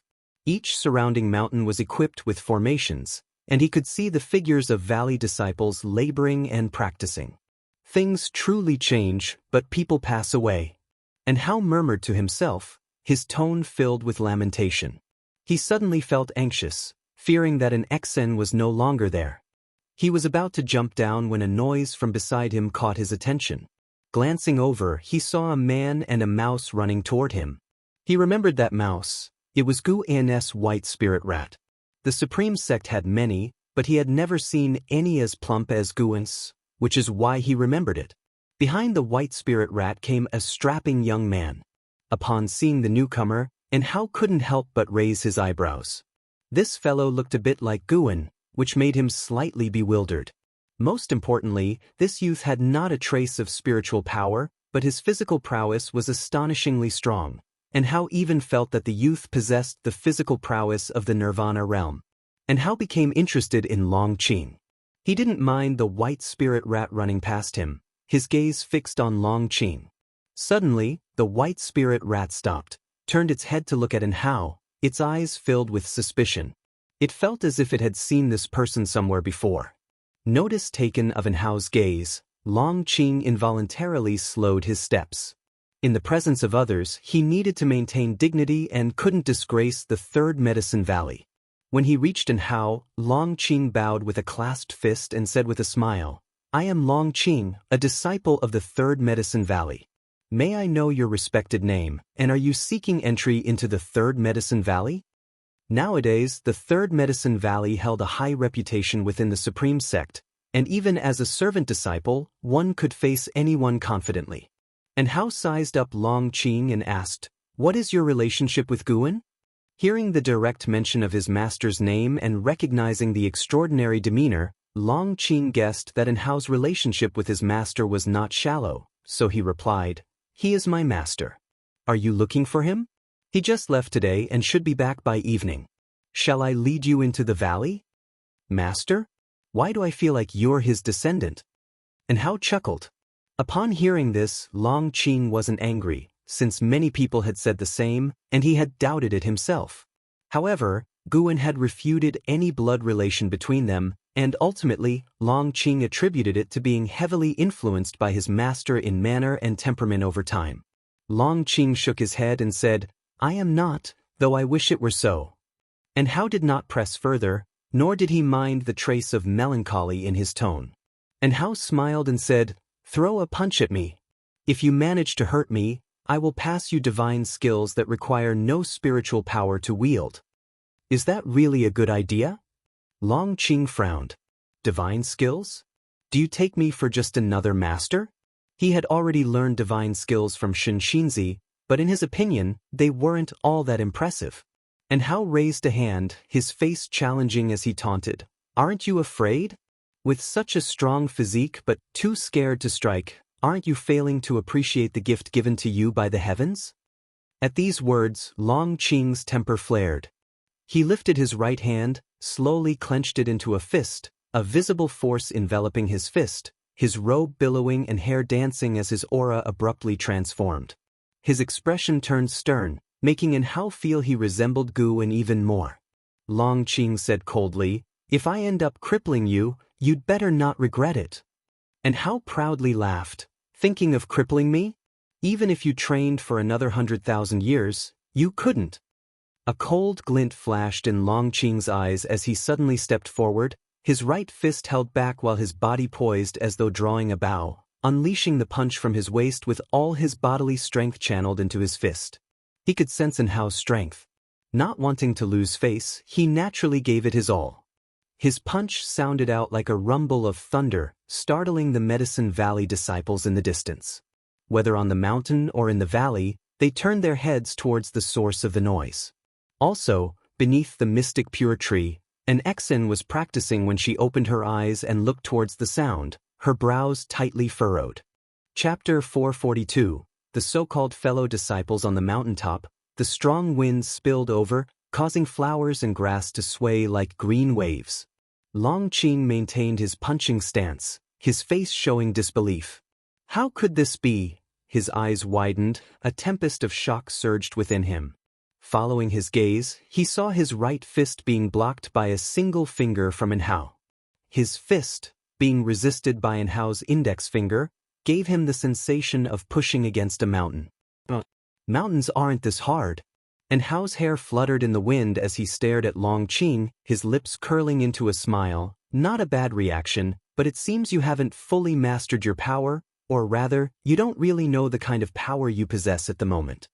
With a gentle push of his right index finger, Long Qing felt a force overwhelming like a mountain collapsing over him, throwing him backwards. His complexion drastically changed, and while he instinctively stabilized his body, he still staggered backwards several steps before stopping. He looked at Enhao with fear in his eyes, swallowing hard before asking, "Who exactly are you?" "My name is Enhao. Have you heard of me?" Enhao asked with a smile, his dominance and pride momentarily receding, now his smile seeming warm as a spring breeze. "Enhao?" Long Qing's eyes widened, excitedly asking, "Are you elder sister and Xin's senior brother?" Hearing this name, Enhao's expression turned gentler as he asked, "Is your teacher's sister doing well?" He hadn't used his divine sense to probe the third Medicine Valley, partly for fear of being rude and partly because he was somewhat nervous inside. Of course, she is the leading disciple of the third Medicine Valley. How could she not be doing well? Long Qing, knowing Enhao's identity, suddenly felt a sense of closeness. Although an Xen was his teacher sister, she was like a mother to him in his heart, since he had been raised by an Xin and Yu Inying since he was young. He often heard an Xen mention Enhao, naturally forming a close and curious impression of him. Hearing this, Enhao completely relaxed and then asked Long Qing to take him to see an Xen. Long Qing was very curious about him. As the two walked towards the valley, they chatted, mostly with Long Qing asking and Enhao answering. Enhao quite liked Long Qing. He couldn't quite say why. Perhaps it was Long Qing's strong physique that sparked anticipation. "Why does your Medicine Valley have so many great cultivators?" Enhao suddenly asked. He even sensed the presence of those from the Immortal Path realm, which piqued his curiosity. Long Qing mysteriously said, "Haven't you heard? My master is Sword Venerable Fudao." Hearing this, Enhao was taken aback, asking in surprise, "You have two masters?" "No, it's my master Guan, he is Sword Venerable Fudao." Long Qing hurriedly explained, knowing what he should say and what he shouldn't. Anything publicly said by Guan he could repeat. Guan is Sword Venerable Fudao? How is that possible? Enhao frowned. He couldn't forget his first encounter with Guan. Both were very young back then. How could Guan possibly be his master? His first reaction was that there must be some misunderstanding, given that no one in the Supreme Sect would dare impersonate Sword Venerable Fudao. My master admitted it himself, and Sword Venerable Fudao hasn't challenged him, so isn't he Sword Venerable Fudao? Long Qing explained. He was unaware of the relationship between Enhao and Sword Venerable Fudao. Too much time had passed, and only a few knew of their relationship. Long Qing, having spent years in the third Medicine Valley and an Xen deliberately not mentioning it, those great cultivators had no interest in gossip, so he was also none the wiser. Admitted it himself? Enhao's brows furrowed tighter, feeling quite uneasy. What did Guan mean by this? Trying to take advantage of him? Enhao decided he needed to have a good talk with Guan, as some matters must not be carelessly touched. Half a stick of incense later, an Xen led Enhao into the house, shut the door, and asked him to have a seat. Then she began to brew tea. "Elder brother, I thought you had forgotten about me," an Xen said jokingly as she walked to the table with the teapot. Enhao, who was looking around the room, replied awkwardly, "How could I forget you? Whenever I have time, I come back to see you." An Xen laughed heartily. "You can even forget your own wife and children. Forgetting me wouldn't be strange." Guan became more embarrassed. He coughed lightly and said, "My aspiration is to travel the world. I cannot stay with them. If I maintain relations, it would only bring them trouble." An Xian did not speak of the in-family's encounters, reasoning that if Guan cared, he would visit on his own, and if he did not, speaking of it held no meaning. Moreover, as long as Guan remained, the in-family had already received his care, and they would no longer face significant troubles. Thinking of this, an Xian suddenly felt that although Guwen was strong, there was still much he could learn about being a person from his master. Just like romantic attachments, the master would not decide lightly, but he would take care of those who had good relations with him. Guwen didn't know what she was thinking. After expressing concern for a few moments, he asked the question he most wanted to ask. I heard that Guwen calls himself Sword Venerable Fudao? What's that about? How dare he? An Xian heard this, widened her beautiful eyes and huffed. What? He's not worthy? It's not that. Sword Venerable Fudao is our master. Guwen grew anxious, a side of him that only showed in front of an Xian. An Xian followed saying, he is my master too, I have two masters. It's not the same. Guwen frowned, unsure how to explain. An Xian said, perhaps Sword Venerable Fudao truly is him, and our original master isn't him. Has the master, as Sword Venerable Fudao, ever met you? Could it be he also received guidance from our first master? Or maybe they have a common master, that's why they both can perform the Demon Shadow Divine skill. Having been with Guwen for a long time, she too had become crafty, thinking of continuing to confound Guwen. So fun. Guwen hesitated and said, you mean we might actually be fellow disciples? Who knows, he calls himself Sword Venerable Fudao and hasn't run into trouble. An Xian shrugged. More than that, she was curious about how strong Guwen was. She felt a competitive spirit rising within her now. Guwen, after hearing this, pondered thoughtfully. Thinking that Guwen might truly be Sword Venerable Fudao, and his master hadn't clarified this matter, he felt uneasy. No way, he had to find Guwen personally. If the master wasn't Sword Venerable Fudao, why wouldn't he explain? Could it be he was helping Sword Venerable Fudao pose? Could this mean that in the master's eyes, Guwen was more important? Guwen's thoughts were in turmoil. He hadn't felt so perturbed for a long time. Previously, no matter how tough the situation, he had never felt such anxiety because his master was his ultimate pursuit, and he was so determined to become stronger because he didn't want to disappoint his master. An Xian changed the subject, starting to ask about Guwen's experiences over the years, and Guwen didn't hide anything, beginning from the time he left the Star Sea congregations. Guwen too wanted to impress his junior sister by sharing his legendary experiences, speaking emotionally, but unfortunately, an Xian hadn't yet learned Guwen's emotional intelligence to provide timely emotional feedback to him. Time flew by quickly. As evening approached, Guwen rode the Blood Prison Great Saint back to the valley leisurely. Although Zhu Luo Sword Monarch had arrived, he didn't pay much attention to it, going about his usual activities. Having spent the afternoon investigating, Zhu Luo Sword Monarch had already set his sights on Sword Venerable Fudao. He would soon arrive at the Third Medicine Valley. Guwen could sense a strong intent to battle hidden within Zhu Luo Sword Monarch's sword intent, an indication that Zhu Luo Sword Monarch was harboring ill intentions. He was curious to see how strong this prodigy descendant of Dahong Sword Heaven was. Upon entering the valley, Guwen dismounted and walked alone towards 10,000 Sword Mountain. Simultaneously, Zhu Luo Sword Monarch appeared out of nowhere in front of the stele at 10,000 Sword Mountain, gazing at the mountain, lost in thought. This mountain harbored a faint sword intent that was difficult to capture. Although he felt no threat, he couldn't see through this sword intent. It didn't resemble the Holy Heart Sword Dao. He had been to the Sword Dao River and knew what the Holy Heart Sword Dao was like. Some disciples passing by on the trail behind him cast surprised glances his way, but seeing he didn't step onto 10,000 Sword Mountain, they didn't come forward to stop him. From a distance, Guwen spotted Zhu Luo Sword Monarch and conducted a lifespan detection on him.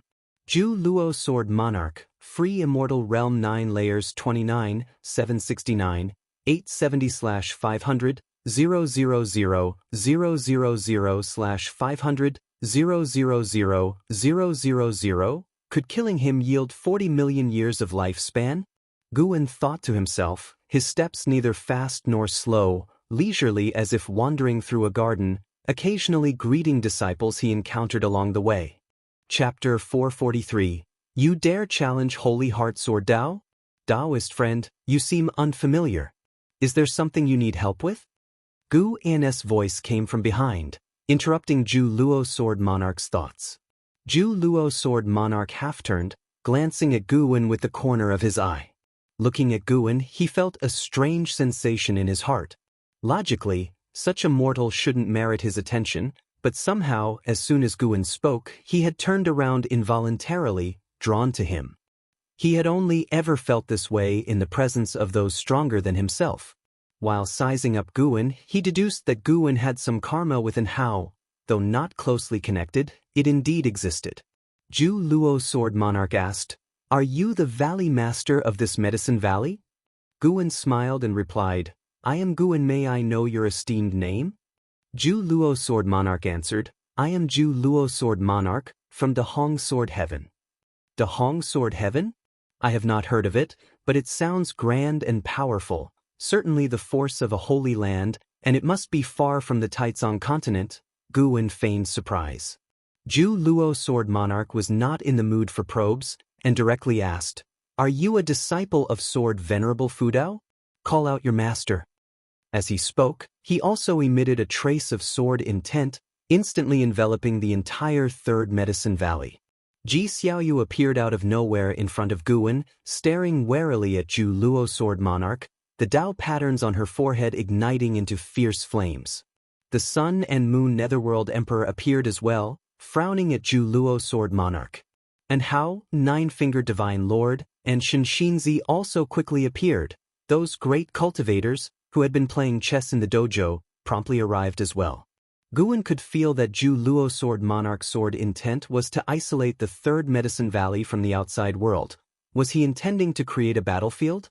And Hao stared at Zhu Luo Sword Monarch, asking in a deep voice, "Senior, what are you trying to do?" An XN swiftly ran over, curiously looking at Zhu Luo Sword Monarch, her eyes filled only with anticipation. Zhu Luo Sword Monarch ignored Hao, his gaze settling on Xiaoyu. He squinted and said, "Yin Yang 4 Emperors, long time no see, Reincarnation Path Emperor, I didn't expect you to undergo reincarnation tribulation here." Xiaoyu, with a composed expression, replied, "Zhu Luo Sword Monarch, it seems Dahong Sword Heaven has no intentions of invading the great heavenly spirit land. Are you acting alone?" Zhu Luo Sword Monarch laughed. "Among the Yin Yang 4 Emperors, I only fear the 6th Tao Dust Emperor. Has his reincarnation tribulation ended?" Yin Yang 4 Emperors. Reincarnation Path Emperor. 6th Tao Dust Emperor. The surrounding cultivators listened in astonishment. These names sounded impressive. "You can go find him, he indeed mentioned you," Xiaoyu coldly replied. Zhu Luo Sword Monarch shook his head with a rueful laugh, ignoring the stares of others. He said, "Enough of this, I'm here to find Sword Venerable Fudao and challenge him to a battle." Hearing the name Sword Venerable Fudao made everyone tense. Daring to challenge Sword Venerable Fudao, he must be extraordinary. The Sun and Moon Netherworld Emperor couldn't help but ask, did Dahong Sword Heaven come for Sword Venerable Fudao? He had also witnessed the great battle outside of heaven before. Dahong Sword Heavens might had alarmed him. They managed to fight simultaneously against the Immortal Dynasty and the Holy Court, and Zhu Luo Sword Monarch hadn't even participated in that battle. Just how many free immortals did Dahong Sword Heaven possess? Zhu Luo Sword Monarch did not answer the Sun and Moon Netherworld Emperor. Despite being only a single great realm apart, he simply looked down on the Sun and Moon Netherworld Emperor. The scene suddenly quieted down, turning the Sun and Moon Netherworld Emperor's face an iron blue. Guwen gave a cough and said, "So, it seems you want to challenge me?" At these words, everyone turned to look at him. Zhu Luo Sword Monarch's expression changed. He stared intently at Guwen and asked, "Are you Sword Venerable Fudao?" So that was it. No wonder he had such an unusual reaction. In his eyes, no matter how one looked at it, Guwen seemed like a cultivator in the nascent soul realm with no trace of the immortal path realm. And Hao heard Guwen's words and wanted to speak but stopped himself. He had a suspicion in his heart. Could it be that Martial Master was secretly watching, which is why Guwen dared to be so reckless? He also hadn't noticed Guwen concealing his cultivation level, so he didn't think Guwen had the ability to fight. More and more disciples watched from a distance, not daring to get closer, only able to discuss from afar. Guwen walked around Xiaoyu and approached the Zhu Luo Sword Monarch. Ji Xiaoyu grabbed his wrist, trying to persuade him, but Guan just smiled at her and gently pulled his hand away. Well, How do you want to challenge me? Guan looked at the Zhu Luo Sword Monarch and asked with a smile. He was giving the Zhu Luo Sword Monarch a chance. If he answered poorly, he would perish along with his cultivation. After all, De Hong Sword Heaven was Yang Pingan's Taoist tradition, and by seniority, the Zhu Luo Sword Monarch was also his disciple. As a martial master, how could he kill a fellow sect member upon meeting? The Zhu Luo Sword Monarch raised his right hand, condensing sword intent in his palm, resembling a thread of lightning, neither dazzling nor enormous, yet it made everyone terrified. This thread of sword intent contained extremely terrifying power, making people shudder.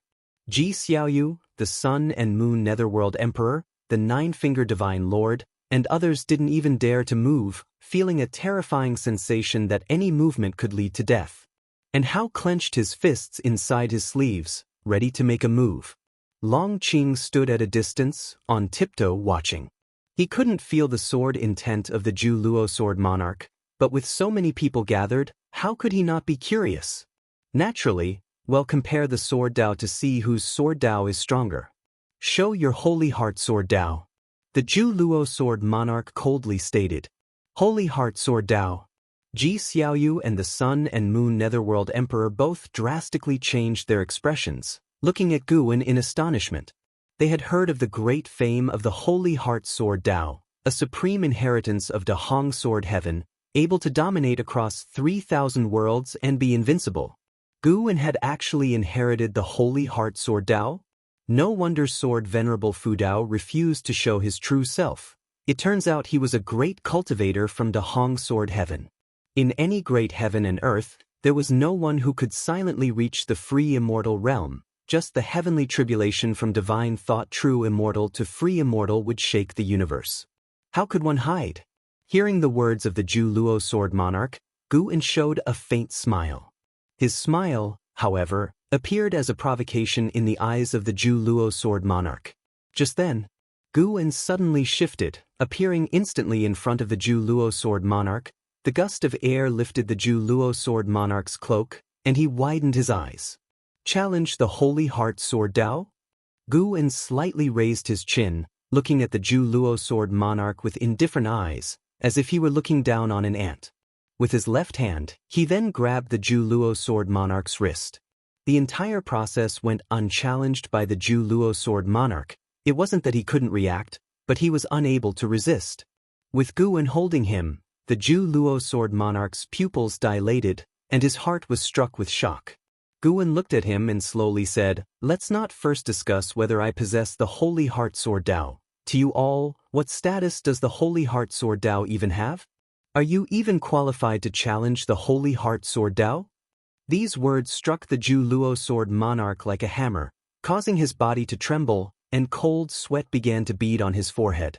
Everyone else could feel Guan's dominance, and what surprised them most was how the usually arrogant Zhu Luo Sword Monarch had suddenly become mute. And Hao was the most shocked and unable to stay composed. He knew too well how strong the Zhu Luo Sword Monarch was. A mere breath from him could annihilate a cultivator in the nascent soul realm. Although he hadn't felt Guan's aura now, he knew something must have happened that made the Zhu Luo Sword Monarch dare not retaliate. Or rather, the Zhu Luo Sword Monarch simply couldn't retaliate. Chapter 444 Master. I want to be the heavenly emperor under the watchful eyes of the crowd. Zhu Luo Sword Monarch trembled all over, unable to speak. All gazes fell on Guan's hand, which held the wrist of Zhu Luo Sword Monarch. At that moment, Zhu Luo Sword Monarch's aura was not a match for Guan, almost as if he was about to kneel at any moment. Guan's face was so cold, and his gaze, falling into the eyes of Zhu Luo Sword Monarch, was terrifying. How can this be? The thought of utter disbelief crossed the mind of Zhu Luo Sword Monarch. Held by Guan, his sword intent dissipated instantly, and the mana within him was suppressed, rendering him unable to mobilize it. He was like a mortal, incapable of resistance, let alone freeing himself of Guan's grasp. Tao Fruit Realm. This person must have surpassed the free immortal realm and reached an even higher level. Despite Zhu Luo sword monarch's claim to have reached the end of the reincarnation tribulation, in reality, he had yet to find his breakthrough opportunity. This was also why he wanted to challenge the Holy Heart Sword Dao. He hoped to break his own limits through the swordsmanship exchange. The stronger the inheritor of the Holy Heart Sword Dao, the more he looked forward to it. Only tremendous pressure could break his shackles. Guwen stared at him and asked, "Now tell me, do you still want to challenge me?" Zhu Luo sword monarch clenched his teeth, attempting to speak, but he lacked the courage to voice his words. For him to bow his head was harder than death. Damn it! Why was the gap so vast? Zhu Luo sword monarch harbored a secret hatred, not towards Guwen, but at his own weakness. With such a vast difference in strength, his challenge to Guwen seemed absurd. He despised those who were weak yet acted arrogantly, and now he was the very person he loathed the most. Zhu Luo sword monarch was extremely frustrated. He roared inwardly, wanting his sword Dao to break free. But Guwen's power was like a wall of the Tao fruit realm, crushing him mercilessly. No matter how furious, he couldn't shake it. For a moment, the atmosphere was tense. The pressure on everyone vanished, replaced by shock. Could it be that Guwen was truly sword venerable Fudao? They couldn't sense how strong Guwen's aura was, still seeming like he was in the nascent soul realm. However, Guwen was clearly suppressing Zhu Luo sword monarch, and Zhu Luo sword monarch's earlier arrogance and haughtiness could not have been an act. And Hao was shocked. He looked at Guwen's retreating figure with complex emotions: astonishment, delight, apprehension. Just then, Guwen suddenly let go, smiling and saying, "Since you're not speaking, I'll take it you've given up the challenge. Guests should be treated well. Stay at the Third Medicine Valley for a few days." Zhu Luo sword monarch felt the suffocating pressure lift instantly. His first instinct was to flee, but he resisted. If the other party didn't kill him, would fleeing not bring shame to the Dahong sword heaven? Looking at Guwen's gentle smile, Zhu Luo sword monarch didn't know how to respond and wished he could vanish into thin air. Guwen turned around and beckoned to an Exen, who immediately ran over. "Accommodate this Taoist friend," said Guwen, then turned and left. Ji Xiaoyu stared at Guwen in a daze, once again astonished by his strength. Zhu Luo sword monarch was stronger than her true body, and such a being was completely suppressed by Guwen to the point that he couldn't even speak. How high was his cultivation level, really? Others too were shocked by Guwen's cultivation level and conceived speculations about his realm. Zhu Luo sword monarch watched Guwen's departing figure, his face flushed with humiliation. When an Exen invited him into the valley, he could only nod and follow her. Although he was suppressed by Guwen, no one dared to mock him. As he walked by, the great cultivators made way, fearing they might provoke his anger. And Hao kept pace with Guwen's steps without catching up immediately, maintaining a distance instead. The Sun and Moon Netherworld Emperor stood by Ji Xiaoyu's side and pondered, "Who exactly is this deity?" Ji Xiaoyu did not answer him, and no one else could either. The Nine-Fingered Divine Lord was relieved that he hadn't underestimated Guwen due to his cultivation level. Xianxia thought even further ahead. Faced with the provocation of Zhu Luo sword monarch, Guwen had the power to kill him yet chose to give him a way out. Such magnanimity was beyond the capacity of ordinary individuals. This was the very path Xianxia himself should pursue. On another side, Long Qing ran over to Guwen's side, walking shoulder to shoulder with him, occasionally glancing back at Hao. He could tell Hao seemed to want to talk to Guwen and was adopting a very humble posture.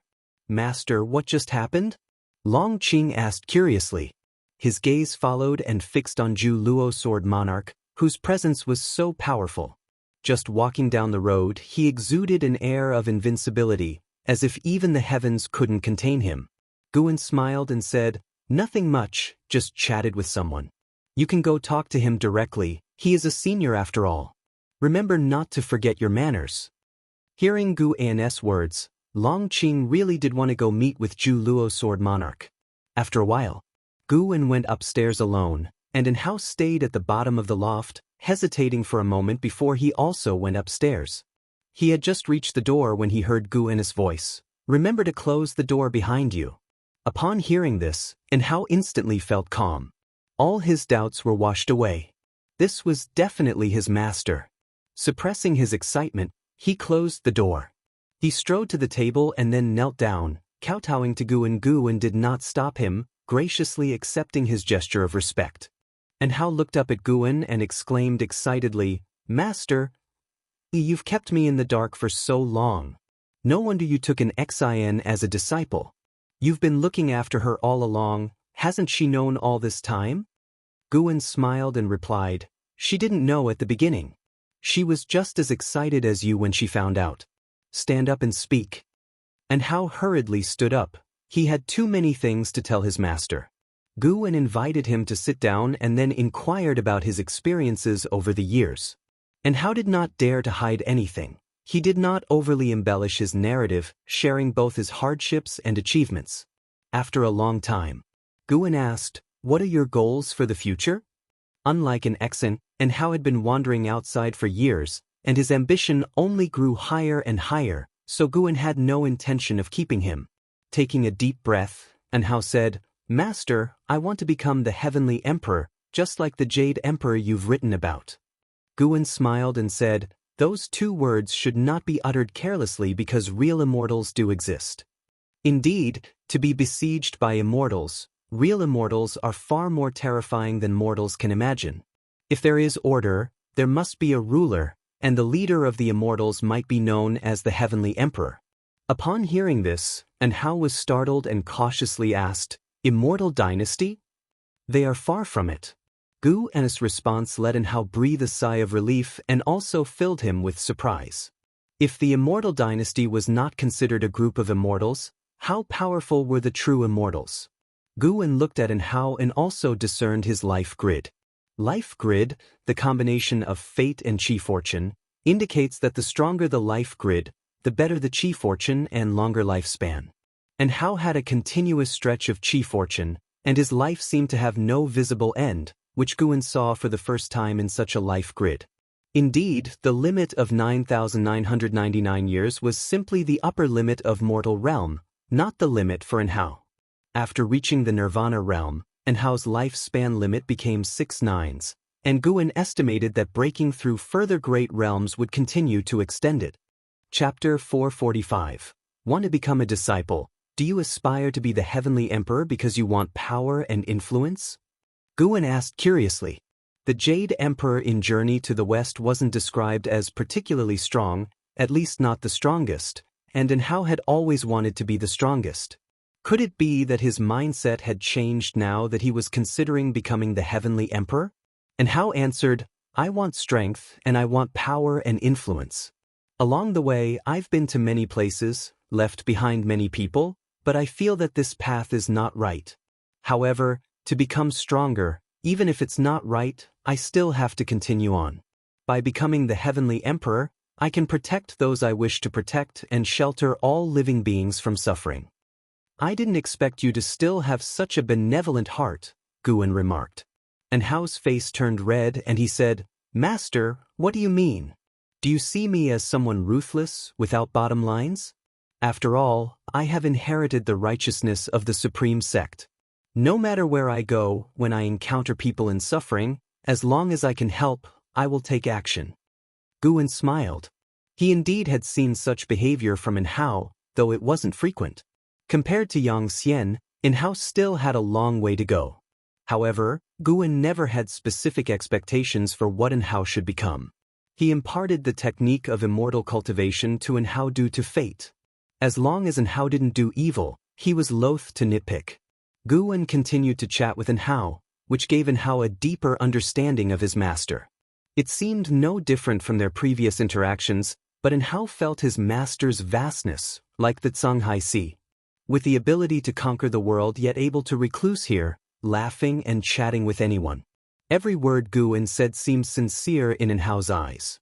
When Guan's image merged with the image of the master in his heart, it was both sincere and contained wisdom, as if every word from his master taught him and held expectations for his growth. Suddenly, Hao thought of something and asked, "Is Yang Jian your direct disciple?" Guan smiled and nodded, saying, "Yes, he knows I am Sword Venerable Fudao. I even told him he has an impressive senior brother, Just didn't say it was you. Upon hearing this, Anhao's face broke into a smile. He had a profound memory of Yang Jian, and they had even agreed to a duel at the Sky Ranking Tournament. He had never forgotten it. Where did he go? Why haven't I seen him? Anhao asked curiously. Gu En recounted Yang Jian's background and current whereabouts, leaving Anhao silent. The Holy King of the Holy Court. He had visited the Holy Court, witnessed the demeanor of the Holy King, and suddenly felt pressure. Yang Jian's talent had already won his approval. Coupled with the background of the Holy King, he might indeed surpass him. Gu En continued, besides Yang Jian, I have taught others, including demons. Don't underestimate them. His tone seemed joking, but his eyes were sharp. Anhao felt his fighting spirit ignited after hearing this. Full of confidence, he said, Master, rest assured, I will always be your most outstanding disciple. Gu En smiled and nodded, but his heart disagreed. If that were the case, wouldn't it mean that my teaching ability is inferior to your talent? He had to cultivate a disciple stronger than Anhao. Anhao thought of the Annihilation God Emperor and began to say, Master, previously I encountered, don't speak. Gu En interrupted him, causing him to look puzzled. Gu En continued, your realm is still low. When you delve into the way of cause and effect, you'll understand that even when you speak of certain beings in secret, even without naming them, merely describing their likeness and deeds can alert them. They'll keep an eye on that existence. His help for you was casual, without any ulterior motives. You can rest assured. Longing was evident in Anhao's eyes. What kind of realm must one reach to be so powerful? He adjusted his emotions and stopped thinking about the Annihilation God Emperor. Moonlight streamed through the window as the master and disciple continued their chat. The atmosphere was pleasant, with Anhao occasionally standing up, using actions to describe the scene he was talking about, while Gu En looked on with a smile, as if enjoying a storytelling session. Anhao was excited because he could finally sit and talk with his master. Gu En too was content. Watching the vigorous Anhao, he thought of the resolute youth who, in order to protect his sister from the village, had boldly faced an invincible wolf demon. In the blink of an eye, over 800 years had passed. The young ones had begun to stand on their own, while many of Gu En's contemporaries had passed away. Considering this, Gu En was not sad. He still wore a smile on his face. The old friends had passed, but the younger generation was still there. Such was life. The moon set, and the sun rose. In the early morning, Anhao stepped out the door, looking towards the vast ranks of disciples in the distance, watching them practice. His gaze drifted. Previously, he too had watched the Medicine Valley disciples' morning practice, but he had never felt quite like he did today. He realized that the movements of the Medicine Valley disciples carried a profound mystery, truly worthy of being the body-strengthening method created by his master, embodying the simplicity of the great path. Gu En stepped out of the house, standing behind him and looking towards the distant spectacle of the practice. Over 4,000 people practicing together was stirring the spiritual energy in the valley, a magnificent sight. Hurry up, what are you looking at? Gu En urged. Coming to his senses, Anhao turned back with a smile and then started walking down the stairs. Reaching the corner of the staircase, he turned his head toward Gu En and asked, What kind of person do you hope I will become? Gu En glanced at him and then looked up to the east, saying, I hope you become like that proud sun, radiant and shining. Even if you fall into the lowest valleys, you always rise up, climbing to a height that all living beings find unreachable. After hearing this, Anhao unconsciously looked towards the rising sun on the horizon. His smile faded, his expression turning serious. Chapter 445. Want to become a disciple _2. I will, I definitely will. Anhao said determinedly, then turned his head and continued down the stairs. Gu En didn't see him off. Instead, he kept looking toward the east. The morning sun rose, streaking across the sky, only to be chased down by darkness again. When the world fell into darkness, new sunlight broke through the earth's surface, illuminating all things and banishing the darkness. After daylight, Gu En stepped out of his room again. He faced the blazing sun and stretched languidly. The first day after 1,000 years seems no different than the rest, Gu En said with a smile, talking to himself. Today, he turned 1,000 years old. In his eyes, this marked a brand new page in his life. He followed the stairs down and, just as he reached the bottom, Xiaoyu walked out from inside the house. Will you intervene in Enhao's conflict with the Sky Demon Great Sect? Xiaoyu looked at Guan and asked. 97 years had passed since Enhao left. While the world's events changed each year, Guan's life in the Third Medicine Valley remained the same, and he was content with that. Guan casually replied, Why intervene? I'm just an ordinary cultivator who loves to garden. I have no wish to get entangled in trouble. Having said that, he moved forward with his steps. Since Xiaoyu had learned of his strength, she no longer behaved like a petulant girl, which actually made him find her rather dull. As Xiaoyu watched him walk away, she followed up with, But as he continues like this, the Sky Demon Great Sect surely will not let him go. You will definitely save him. According to my investigation over these years, behind the Sky Demon Great Sect stands the Heavenly Demon, who is also at the peak of the free immortals. Guan stopped his steps and turned his head to look at her, asking, What if you surpass the free immortal in this life? What will you do? Xiaoyu paused, then said, I am just a reincarnation body. It's impossible for me to reach the realm of my true self. With more of her memories reviving, her reluctance was fading. She was gradually becoming her true self, or rather, reverting to her original temperament. After listening, Guan appeared thoughtful, then continued on his way. Xiaoyu started to ponder Guan's words. Must a reincarnation body truly not surpass the original self?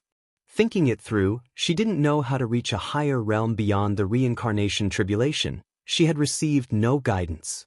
Xiaoyu felt as though she had grasped at something, but it wasn't clear what it really was.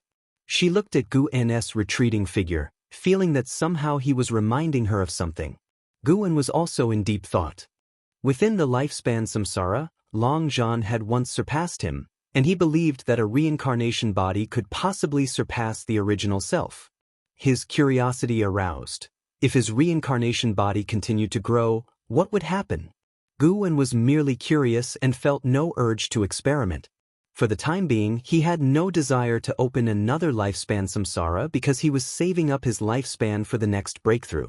Although no existence threatened him at the moment, he couldn't relax. He had to maintain his progression in strength, not wait for an unbeatable foe to arrive before starting to regret. With these thoughts in mind, he made his way towards 10,000 Sword Mountain. A meteor streaked across the sky, caught perfectly by his gaze. Another free immortal has descended. It seemed it wouldn't take many years for another earth-shattering war to erupt. But there had been many such wars in recent years, with high-level beings fighting outside of heaven, clearly all fearing they might shatter the great heavenly spirit land. Guan's gaze then shifted towards the depths of the cosmos. The Black City, created by the Annihilation God Emperor, was still devouring Tao spiritual energy, and Guan could sense a faint power gathering inside it. The Annihilation God Emperor seemed to be refining some kind of supreme treasure, but it was unknown whether it was an immortal path supreme treasure. Was he trying to force Long Qing out by using this treasure? Guan pondered curiously in his heart. He wasn't in a hurry at all. As long as the true form of the Annihilation God Emperor didn't appear, he felt no fear. For Guan, time was even more important. He made his way to Sword Mountain, where treasure swords covered the mountain, reflecting sharp sword lights under the sunlight. Stepping up the mountain, he touched every sword hilt along his path, infusing each with the sword intent of different swordsmanship. The swords he touched would instantly lose their luster, seeming to lose their spirit, but in reality, they were being nurtured by the sword intent, with the underground spiritual energy altering the essence of the swords. After a while, Guan reached the mountain peak. Looking down upon all the swords, his figure was noticed by Zhu Luo Sword Monarch, who was under a distant tree. Since coming to Third Medicine Valley, Zhu Luo Sword Monarch had not left. He acted properly, no longer arrogant and imposing. He wanted to understand Guan. Although Guan didn't acknowledge that he had inherited the Holy Heart Sword Tao, instinct told the Sword Monarch that Guan must be connected to it. Perhaps it was because of the relationship between the Holy Heart Sword Tao and a Hong Sword Heaven that Guan had spared him. Putting himself in Guan's shoes, The way he had previously addressed Gu En was enough to warrant death 10,000 times over. It was precisely because he understood this that he acted so properly and would occasionally give pointers to the disciples in the valley. A figure rode a sword through the air, landing beside Zhu Luo Sword Monarch. This was a man in blue attire, holding a treasure sword. He saluted Zhu Luo Sword Monarch, saying, "Senior, I have learned the swordsmanship you taught me." The standoff between Gu En and Zhu Luo Sword Monarch had not spread. Firstly, because the Sword Monarch had isolated Third Medicine Valley with his sword intent at the time, and secondly, since the Supreme Sect saw that Gu En didn't kill Zhu Luo Sword Monarch, they thought to win him over. This was a being of the 9 heavens of the Immortal Path, and if they could successfully win him over, the Supreme Sect could leap to become a powerful force under heaven. The blue-attired man was Su Jie, the disciple with the strongest talent in the history of Third Medicine Valley. Su Jie had heard from LV Bayan that a powerful sword cultivator had appeared in Third Medicine Valley. He loved using swords, so he took the initiative to visit Zhu Luo Sword Monarch. Considering Gu En's face, the Sword Monarch gave pointers to many valley disciples. Faced with Su Jie, he was not stingy.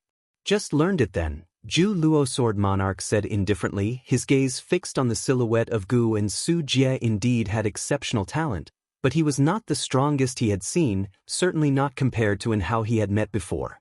Thus, he had no intention of taking a disciple. He was now focused on becoming a disciple of Gu En. How could he have the time to take on his own disciple? Su Jie followed Zhu Luo Sword Monarch's gaze and saw Gu En. His feelings towards Gu En were complicated. He even felt a bit defiant. He believed his own talent was strong, even comparable to Hao, but during his time in Third Medicine Valley, he didn't receive special attention from Gu En. He felt overlooked. Of course, he still had fond feelings for Third Medicine Valley. Although Gu En hadn't given him special treatment, he was kind to him. He didn't dislike Gu En, he just wanted to prove himself to Gu En. More than 90 years ago, he had witnessed Hao's strength. This was why he was so eager to seek out Zhu Luo Sword Monarch. Catching up to Hao was not going to be easy. Su Jie turned back to Zhu Luo Sword Monarch, asking, "Senior, wouldn't you like to see my swordsmanship?" Zhu Luo Sword Monarch replied impatiently, "Not interested." Upon hearing this, Su Jie's expression became unnatural. Suddenly, the Sword Monarch remembered the Valley disciples' assessment of Su Jie. He was the pride of Third Medicine Valley. Gu En must be paying attention to him too. No, he couldn't offend Gu En. He still wished to become his disciple. Zhu Luo Sword Monarch looked at Su Jie and began to scrutinize him. Chapter 446, Pure Land Under Heaven. Su Jie had been feeling quite stifled, but seeing the Zhu Luo Sword Monarch reassessing him, hope rekindled in his heart. "Do you want to learn the most superior swordsmanship?" the Zhu Luo Sword Monarch asked seriously. Upon hearing this, Su Jie quickly responded, "Of course, I do. Would the senior be willing to teach me?" The Zhu Luo Sword Monarch raised his right hand, and a piece of silvery white jade appeared between his fingers. He tossed the jade to Su Jie, who caught it instinctively. "If you can comprehend the swordsmanship contained within this, I will pass on my sword Dao to you. After that, dominating the great heavenly spirit land will certainly not be difficult," the Zhu Luo Sword Monarch said calmly. Upon hearing these words, Su Jie immediately bent at the waist to bow and thank the Zhu Luo Sword Monarch. The Zhu Luo Sword Monarch waved his hand, indicating that Su Jie could leave. Su Jie didn't dare to linger and turned to leave. Yet, he couldn't help but glance toward Gu En. He wasn't foolish. The Zhu Luo Sword Monarch had clearly been impatient just moments ago, but after looking at Gu En his attitude changed completely, indicating that it was only because of Gu An's face that he agreed to impart his swordsmanship to Su Jie. This made Su Jie's feelings even more complex. He was very grateful to Gu En and even wanted to thank him, but he felt like there was an invisible wall between himself and Gu En that was very difficult to cross. Meanwhile, Gu En was still standing on 10,000 Sword Mountain, deducing fates and cause and effect. He saw many people coming and going at the foot of the mountain. These were visions of the future. Inheriting the memories of Xianxia, his understanding of the sword Dao and fate was profound. Using the sword intent of 10,000 Sword Mountain to deduce the future, He could see the shadows of times far away. Suddenly, he spotted a figure standing still at the foot of the mountain, looking up at him. Guwen slightly raised his eyebrows, focusing on the figure, his eyes revealing a hint of surprise. He deduced that this figure and 10,000 Sword Mountain had the closest connection of fate. This individual would inherit all the sword intent of 10,000 Sword Mountain and even boost its chi fortune. He could even deduce the person's name and identity. A talent like this in the new epic, Guwen thought to himself, feeling somewhat emotional. The talent of this individual in the Sword Dao was extremely terrifying, almost like he was seeing another Xianxia. It wasn't an exaggeration to say that this individual's talent was even stronger than in Hao's. Regrettably, he wasn't born in the same epic as in Hao. By the time he came into this world, and Hao had already become the most dazzling sun in the heavens. Guwen didn't keep his focus on this future talent, continuing to deduce the future, not to probe for something, but to increase his own understanding of cause and effect and the way of destiny. He stood there the entire day. Although the disciples in the valley were curious about what he was pondering, no one dared to disturb him. No matter how Guwen was viewed by the outside world within Medicine Valley, all the disciples believed he was formidable, and many had even concluded that he was Sword Venerable Fudao. This led to more and more disciples choosing to stay in Medicine Valley after their foundation establishment, and those who became masters often returned to visit. For this reason, Guwen had established several positions within Medicine Valley to help manage the disciples. And an Xian also delineated several other positions, causing Third Medicine Valley to unavoidably form a hierarchy of power, much like a mini Immortal cultivation world. The next morning, Guwen rode the Blood Prison Great Saint to Xianxia Valley. Over the years, Xianxia Valley had expanded, providing a steady income to Guwen's lifespan. The valley also fostered many talented individuals cultivated by Li Xiandao, who had established good relations with Guwen. Guwen loved to mingle with the talented, and no matter what they played, they would not give up easily after losing, always coming back to challenge Guwen. While Guwen's outward cultivation level was at the divinity transformation realm, the disciples of Xianxia Valley all knew he was very strong. The change in demeanor and appearance enabled Guwen to no longer deliberately conceal his strength, though at most he didn't appear overly strong. Currently, his undefeated record in the battles of combat at Xianxia Valley made him want to laugh whenever he thought of that prince consort challenging him again. The Blood Prison Great Saint, too, was looking forward to the upcoming battle of Xianxia Valley. He also wanted to see those arrogant individuals suffer setbacks. Guwen, admiring the scenery along the way, said with a light laugh, "Next spring festival I will unseal you. Are you ready?" Blood Prison Great Saint didn't react with too much surprise, as he had long been prepared. In a low voice, he said, "Master, I have been ready. Even if I regain my cultivation level, I will never betray you and will always follow you." He had already begun cultivating the primordial reincarnation skill, and once unsealed, his cultivation level would soar, perhaps achieving nirvana in one fell swoop. Guwen laughed, "Cultivate well in the future. Your strength also represents my face." These words instantly excited Blood Prison Great Saint. He had been waiting for this. He wished to always be by Guwen's side. He had come to realize that those who left, despite their wandering, could hardly compare to those who stayed with Guwen. And Hao was an exception. If Hao had stayed by Guwen's side, his achievements would have only been greater. And he felt that, in the future, there would definitely be individuals who would appear with even greater talent than Hao. "Master, rest assured, I will cultivate hard. I'll first set Hao as my goal." Blood Prison Great Saint said excitedly, trembling all over. Guwen said no more, letting him continue on. In the following journey, Blood Prison Great Saint felt as if he was floating, his thoughts lost in boundless imagination. Autumn arrived. At the Supreme Sects subsect, within Yi Mansion, Guwen sat at a table sipping tea, watching Yi Lan instruct a young girl in the ways of spellcraft. The autumn breeze blew into the courtyard, making everything seem perfect. Yi Lan turned to Guwen and asked, "Senior brother, do you have anything to say?" The practicing girl cast a doubtful glance at Guwen. She had always been skeptical about this senior uncle. Her master said that her senior uncle was very strong, but she couldn't help feeling that he only seemed handsome rather than formidable. Guwen responded with a smile, "You're teaching quite well. I've nothing to say. I'm nowhere near your level. The constant emergence of geniuses from the Third Medicine Valley is widely known. Your ability to instruct disciples is incomparable to ordinary people," Yilan said, shaking her head. She was sincere. There was no need for her to flatter given the relationship she had with Guwen. Guwen replied, "It's all due to the disciples' hard work. It doesn't have much to do with me." He wasn't interested in the disciple Yilan had recently taken on. The girl's maximum lifespan was around 3,000 years, considered a prodigy indeed, but now, a true talent was approaching the supreme sect's subsect. Jushi, that ultra-talented individual with the Tai Chu swallowing yuan body. Guwen had been keeping an eye on her, witnessing her crossing the ocean to reach the Taizong continent. She came to the Taizong continent because she had heard it was one of the few pure lands left in the world, and she wanted to cultivate in peace under the protection of Sword Venerable Fudao. She had previously received the Stepping Path of Ages step from Guwen, and now she had made some progress, being able to use it in battle. Although in Guwen's view, her Stepping Path of Ages step was rather unrefined, this divine skill was difficult to cultivate.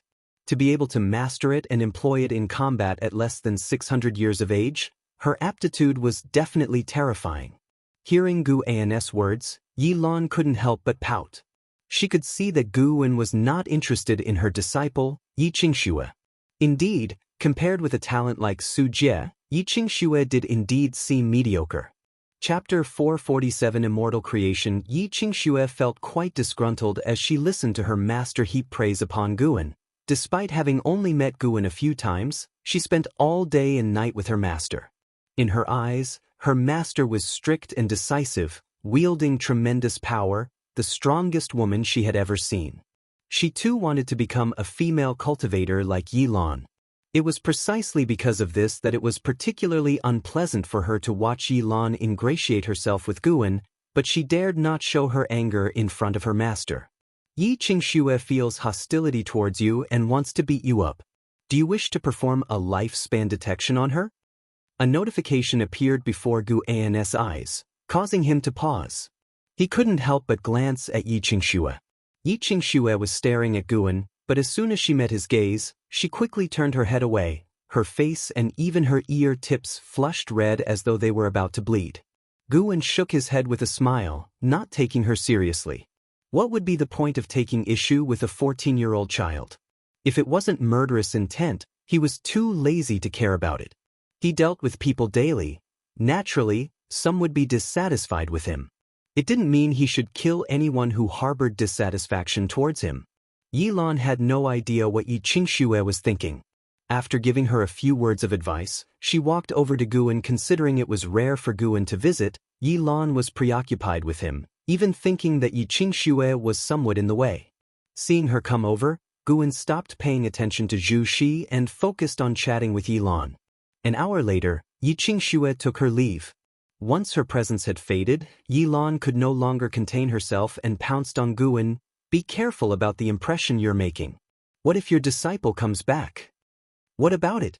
I'm not afraid of anyone knowing. You're a law enforcement elder now, you should be mindful of the impact. If it means losing my position as a law enforcement elder, then so be it. I miss you so much, elder brother. You can't touch there. Elder brother, you smell so good.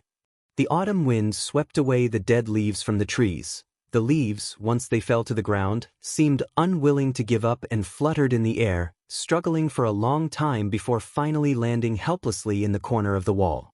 In a dimly lit grand hall, countless figures were scattered around, humans and demons alike, all wrapped in demonic qi, making for a terrifying sight.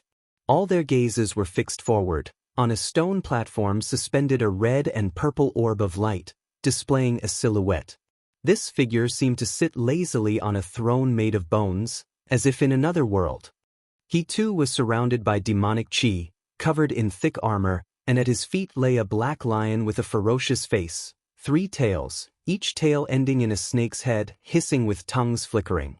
He was the Heavenly Demon Great Emperor, the ruler of the Heavenly Demon Clan, and the mastermind behind the Sky Demon Great Sect. So you're saying you're also unclear about who's pulling the strings behind the Xianyu divine dynasty? The voice of the heavenly demon Great Emperor emanated from within the orb. His tone was icy cold, quieting every heavenly demon in the hall. The black-robed elder at the forefront spoke up. Your Majesty, the opponent hails from Xianyu, the reincarnation land, and indeed we cannot discern any concrete information from the mortal world. The others concurred. Over the years, they had sent many spies and even turned some people from the Xianyu divine dynasty, yet they were constantly unable to gather useful intelligence. The heavenly demon Great Emperor fell silent for a while before speaking. What is the stance of the Xianyu divine dynasty then? A woman in red responded, they wish to gather the souls of the dead. They want all beings in the great heavenly spirit land to perish, which, in a sense, aligns with our intentions because we too wish to destroy the great heavenly spirit land. The fingers of the heavenly demon Great Emperor began to tap on the armrest, adorned with skulls, the tapping sounds chilling everyone in the hall into silence.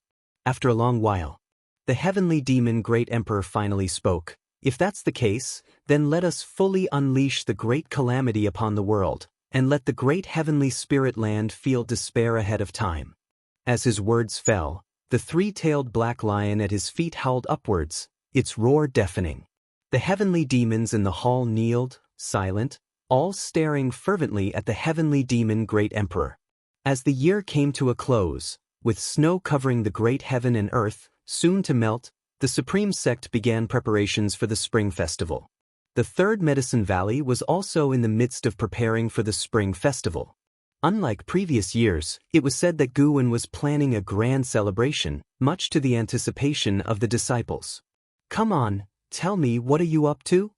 Shenzhen urged Guwen, looking quite beautiful today in a white dress and a silver jade phoenix crown, embodying elegance and nobility. As Guwen was writing, he casually responded, you'll know when the time comes. This made Shenzhen even more curious, but no matter how much she pressed him, Guwen simply wouldn't spill the beans. Feeling it futile, Shenzhen stood up to leave. It wasn't long after her departure that Wu Ju arrived, also inquiring about Gu An's preparations. Now that Guwen was linked with Sword Venerable Fudao, every word and action of his was the center of attention. Rumors of his preparing a grand celebration had the higher echelons of the sect abuzz. More and more of the upper-level members were convinced that Guwen was Sword Venerable Fudao. If Sword Venerable Fudao was planning a celebration, how could they not be concerned? Nevertheless, Guwen still did not reveal the truth, leaving Wu Ju to depart in frustration. In the following time, a stream of visitors came to see Guwen down at the pavilion. Long Qing, holding a wooden stick, looked up at the second floor and asked Blood Prison Great Saint, "You're guarding Master every day. Do you have any insider news?" Blood Prison Great Saint lay on the ground and glanced at him, ignoring the question. Long Qing squatted down, pulling out a white jade bottle from his storage bag, whispering in a mysterious tone, "This is heart-cleansing jade honey, exceedingly rare. I have only 2 bottles and am sharing one with you." The Blood Prison Great Saint opened his eyes and revealed a smile, saying, "You've put in some thought, kid, so I'll give you a hint. The Master wants to create an immortal realm existence, right here in the valley, in the Third Medicine Valley." Upon hearing this, Long Qing's eyes widened, and his heartbeat quickened. He carefully asked, "Master, whom will you choose?" "I have no idea," replied the Blood Prison Great Saint. Using his divine sense to open the bottle, the Blood Prison Great Saint drew out the liquid and swallowed it in one gulp. His bovine eyes then bent into a smile, clearly pleased. Long Qing stood up and turned to look towards the second floor, his imagination beginning to run wild. As the Spring Festival drew near, the grapevine buzzed with news that Sword Venerable Fudao of the Supreme Sect was about to create an immortal path realm existence. The higher ranks of the Supreme Sect kept the news from the ears of the disciples of various departments within the sect, suppressing the information. Once they had finished arranging the Spring Festival affairs for the Supreme Sect, they hurried over, eager to join the excitement. As noon approached, Vice Sect leader Ji Hantian entered the valley and was taken aback by the bustling scene. So many people. He even noticed that the big shots from the families had arrived faster than him. While pondering this, he went up to greet them. Even as vice sect leader, he still needed to greet those great cultivators proactively. At the entrance of the valley, several cultivators arrived, including Zhu Shi. Dressed in azure garments, Zhu Shi was curiously looking over the third medicine valley. Having first visited the Supreme Sect's subsect to learn about the relationship between the Supreme Sect and Sword Venerable Fudao, she wanted to establish herself there. Thus, she came to the main sect. After some inquiries, the third medicine valley became her first choice. To be precise, it was the first choice for most new disciples entering the sect. However, entering the third medicine valley wasn't so easy now. Zhu Shi had barely managed to get the opportunity to visit the third medicine valley for the festival by giving gifts. Walking ahead of her was an elder from the book collection hall, brimming with excitement as if he were introducing his own domain. He was introducing the third medicine valley. He was on good terms with Guan, making him feel sort of at home here. Zhu Shi was curious about the valley master Guan. She had heard that this valley master was a disciple of Sword Venerable Fudao, who didn't compete or fight over matters, was amiable with others, and was more than willing to train disciples. Inside the Supreme Sect, Guan had an excellent reputation. Zhu Shi hadn't heard a bad word about him.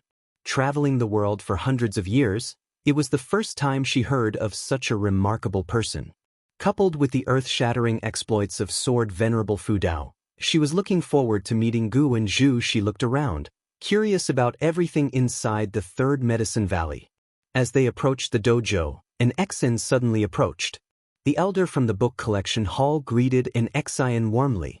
Guan had introduced an Xian to all his contacts within the Supreme Sect, and they were all aware of Guan's attitude towards an Xian, so everyone treated an Xian warmly. Today, elderly, we must have a good drink, not returning until we're drunk. My master often talks about you, said an Exan with a bow and a hearty laugh.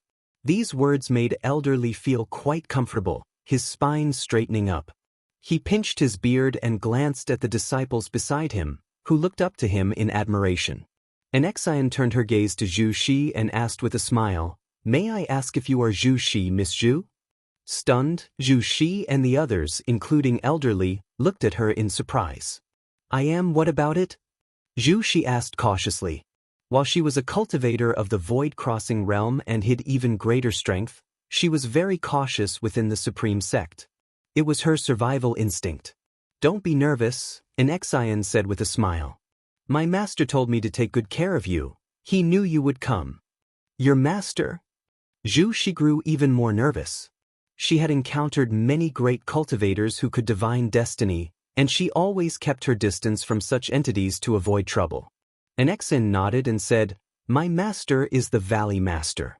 Come on, he'll take you to settle in." After saying this, she bowed to elderly, excusing herself.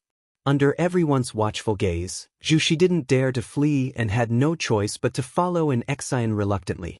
Elderly and his disciples were astonished. Zhu Shi had such a connection? Suddenly, elderly felt the medicinal herbs he had collected for Gu and were a bit hot to handle. But thinking of Guan's smiling face, he calmed down again.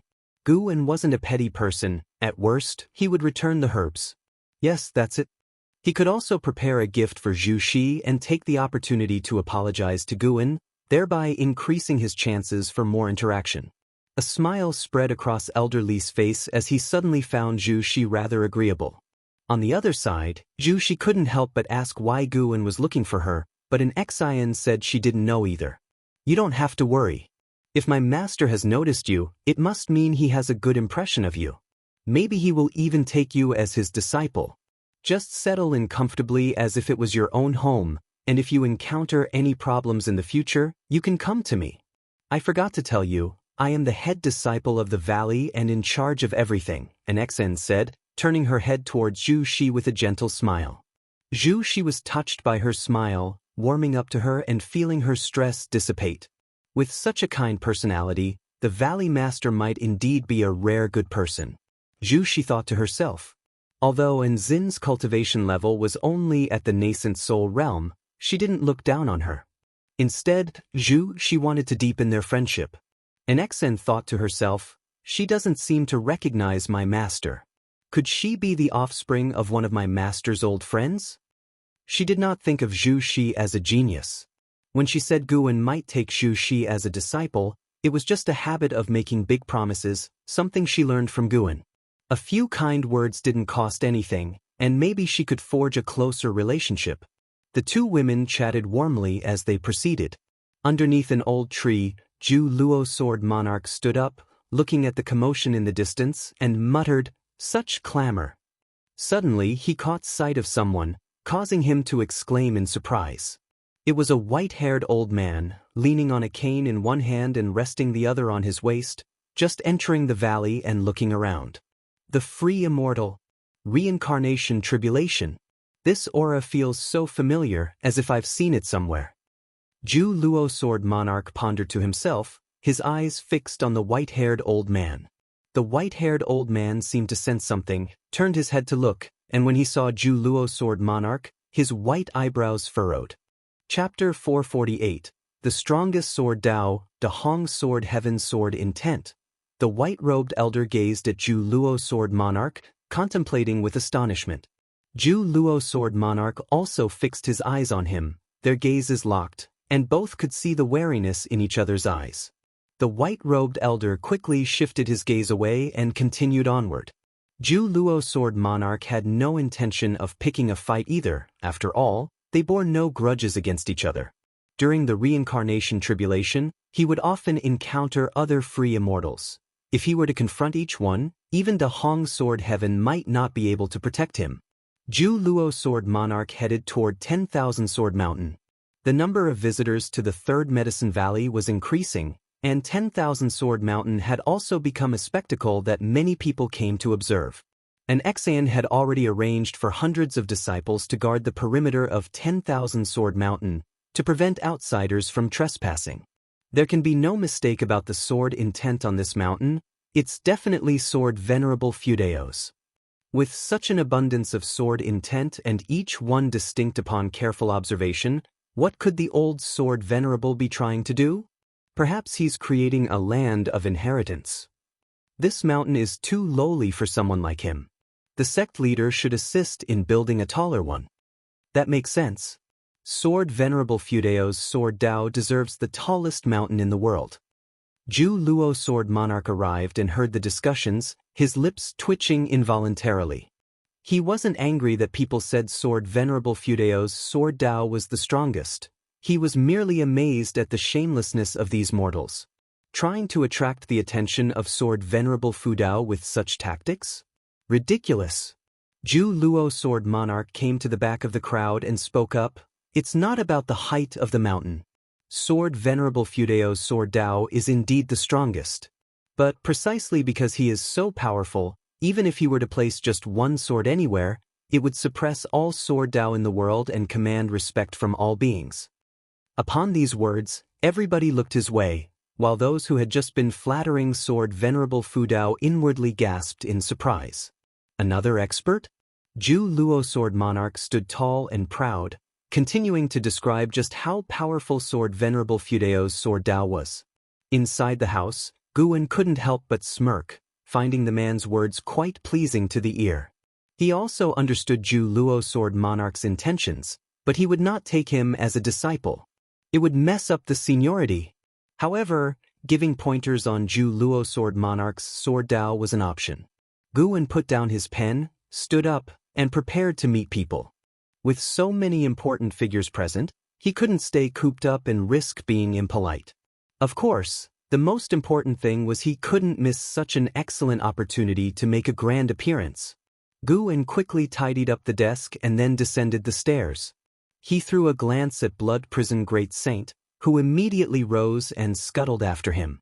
Along the way, numerous cultivators and disciples greeted Guan, and he responded with a smile to each one. Elsewhere, Zhu Shi stepped out of the courtyard arranged for her by an Xian, wanting to stroll around. Even from a great distance, she could see the star-like crowd around Guan, extremely conspicuous. When she recognized his true face, she was taken aback. How could it be him? Zhu Shi couldn't forget the enigmatic senior she had met on Mortal World Peak, initially thinking he had been toying with her. However, after she began cultivating the stepping path of Age's step, she came to understand the formidable power of this divine skill. Even after hundreds of years, she had not encountered a more potent skill than the stepping path of Age's step. At that moment, she suddenly relaxed. If it were this senior, perhaps he truly intended to take her as a disciple.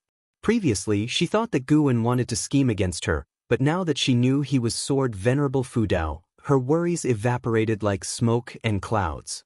She saw Guwen nodding to her with a smile, which flattered and startled her, so she hurriedly lifted her hand in salute. Guwen did not approach but was escorted by the crowd toward the dojo, which made She breathe a sigh of relief. Facing Guwen in public still put a lot of pressure on her. Now, she began to look forward to the upcoming life in Medicine Valley and the grand ceremony mentioned by the disciples of the valley. Guwen, up to this point, are you still unwilling to reveal who you are making an immortal? LV Baden asked with a smile as he walked beside Guwen. The others followed with teasing comments. Although they were jesting with Guwen, they all maintained proper decorum, not daring to offend him. Guwen pretended to be astonished and asked, "How did you all find out?" "The news has already spread. Come on, tell me, who are you helping to become an immortal? Is it your disciple?" LV Batian urged. Even the current supreme sect, when faced with the immortal path realm, must make every effort to win them over. The most crucial point was that Guwen was creating an immortal, which holds a fatal attraction for a sect. If they could create one immortal, they could create a second and third. Moreover, they all felt that Guwen was about to elevate someone to immortality in one go, not just giving them an opportunity to grow gradually. Guwen laughed and said, "The ancient hour is nearly upon us, don't worry." LV Bain was not content, but alas, no matter how much he pressed, Guwen refused to give an answer. A figure flew from the horizon and swiftly landed in front of Guwen. It was none other than LV Xian. Wearing a vestment robe crafted by Li Xiandao, LV Xian had an impressive demeanor, like an immortal lord descending to the mortal world, causing the surrounding cultivators to subconsciously make way. When LV Bain saw him, his eyes lit up, wondering if Guwen was about to elevate his son. "That would be fantastic. Guwen, come with me. Let's talk. What's there to discuss with these old geezers?" LV Xian spoke disrespectfully, immediately causing quite a few people to frown. LV Bain frowned and said sternly, "Presumptuous. Have you not learned any manners following Li Xiandao?" As the crowd used sound transmission to communicate, their displeasure dissipated upon learning that LV Xian was LV Baishan's son. LV Xian's fame was no small matter, and he was among the top talents of the supreme sect. LV Xian, who had already reached the Mahayana realm, had a presence even stronger than that of an ordinary Mahayana cultivator. LV Xian ignored LV Batin, grabbed Guwen, and started walking outside. Guwen could only apologize to the others before following LV Xian away. After they left, the crowd began to congratulate LV Batin. Although he gestured for them not to speculate wildly, the smile on his face could hardly be concealed. An ancient hour later, everyone gathered in the bustling loft area of the Third Medicine Valley. Guwen stood on a hastily built platform, addressing the crowd. Looking down from the platform, the place was bursting with people. Zhu Shi, Su Jie, Wu Ju, Shenzhen, and others were also among the crowd, curious to see how Guwen would create an immortal. "I have prepared a grand ceremony for this spring festival. I thought I had hidden it well, but the news somehow spread. Yes, I am creating an immortal," Guwen said with a smile, followed by good-natured laughter from below. Long Qing maintained a solemn face, pretending not to know who leaked the news. "Today, I want you all to witness the process of transcendence and hope it helps with your future cultivation," Guwen stated earnestly as he scanned the crowd. He saw Ji Xiaoyu staring at him and even deliberately winked at her. Unfortunately, she did not respond. At this moment, Ji Xiaoyu was simply curious about how Guwen was going to create an immortal. She even wished he would just start and spare them the idle chat. Guwen spoke at length before finally getting to the point. He simply said, "Bull Demon King." As soon as his words ended, the Blood Prison Great Saint immediately leaped onto the stage from the side, proudly stepping towards Guwen, enjoying everyone's gaze. The crowd below paid no attention to the Blood Prison Great Saint, assuming Guin had called him up for something unrelated to immortal creation. After all, what did a core formation realm demon creature have to do with becoming an immortal? Chapter 449. Is there a second person in the world? Blood Prison Great Saint arrived before Guin and reverently knelt down, as if he were about to prostrate himself. Seeing him maintaining such an attitude at this time warmed Guin's heart. His efforts in raising him had not been in vain. His name is Bull Demon King, huh? Don't tell me there's also a son Wukong? Don't underestimate him, he's quite cunning. Indeed, when I first touched his horns, he wanted to retaliate against me. Shush, you can't speak about such things. Why would you send a bull to do it? To kill him as a part of the celebration for immortal creation? The cultivators and disciples below spectated and speculated, some comments stirring the Blood Prison Great Saint's fur to stand on end in anger. Guin didn't mind it, for the Blood Prison Great Saint's attitude was inseparable from his own harsh words. Aside from Guin, nobody liked them, much like the white spirit rat. It was time to begin. That's what Guin thought, his eyes turning fierce. Under the watchful eyes of the crowd, Guin took out the fate-determining pen, allowing it to spin in his hand before gripping it firmly, the tip pointed at Blood Prison Great Saint. Everyone's gaze followed suit, falling upon Blood Prison Great Saint, unsure of what Guin was about to do. Today, I shall let my mount transform into the immortal realm. Everyone watch closely. Guin's voice sounded, echoing through the Third Medicine Valley. Upon hearing this, everyone's eyes widened in disbelief. He intends to elevate this demon bull to the immortal realm? Impossible. In that moment, even Zhu Luo Sword Monarch and the white-robed elder furrowed their brows. Xianxia and Sun and Moon Netherworld Emperor likewise found it unbelievable. Their higher realms of existence made them acutely aware of how difficult it was to leap from the core formation realm to the nirvana realm. Even with great powers pouring in their essence or imparting cultivation levels, it was impossible. No matter how they looked at it, Blood Prison Great Saint didn't seem like a great power reincarnated. There were no traces of reincarnation tribulation's cause and effect, nor any signs of a hidden stronger cultivation level. LV Baiyan was stunned, even found it ridiculous. Could this uncultured bull also achieve immortality? The crowd below fell silent, and before anyone could react, Guin wielded his pen, sprinkling ink onto the body of Blood Prison Great Saint. Instantly, the seal of path of returning primordial spirit within Blood Prison Great Saint dissipated, and he felt that long-lost power surge through him.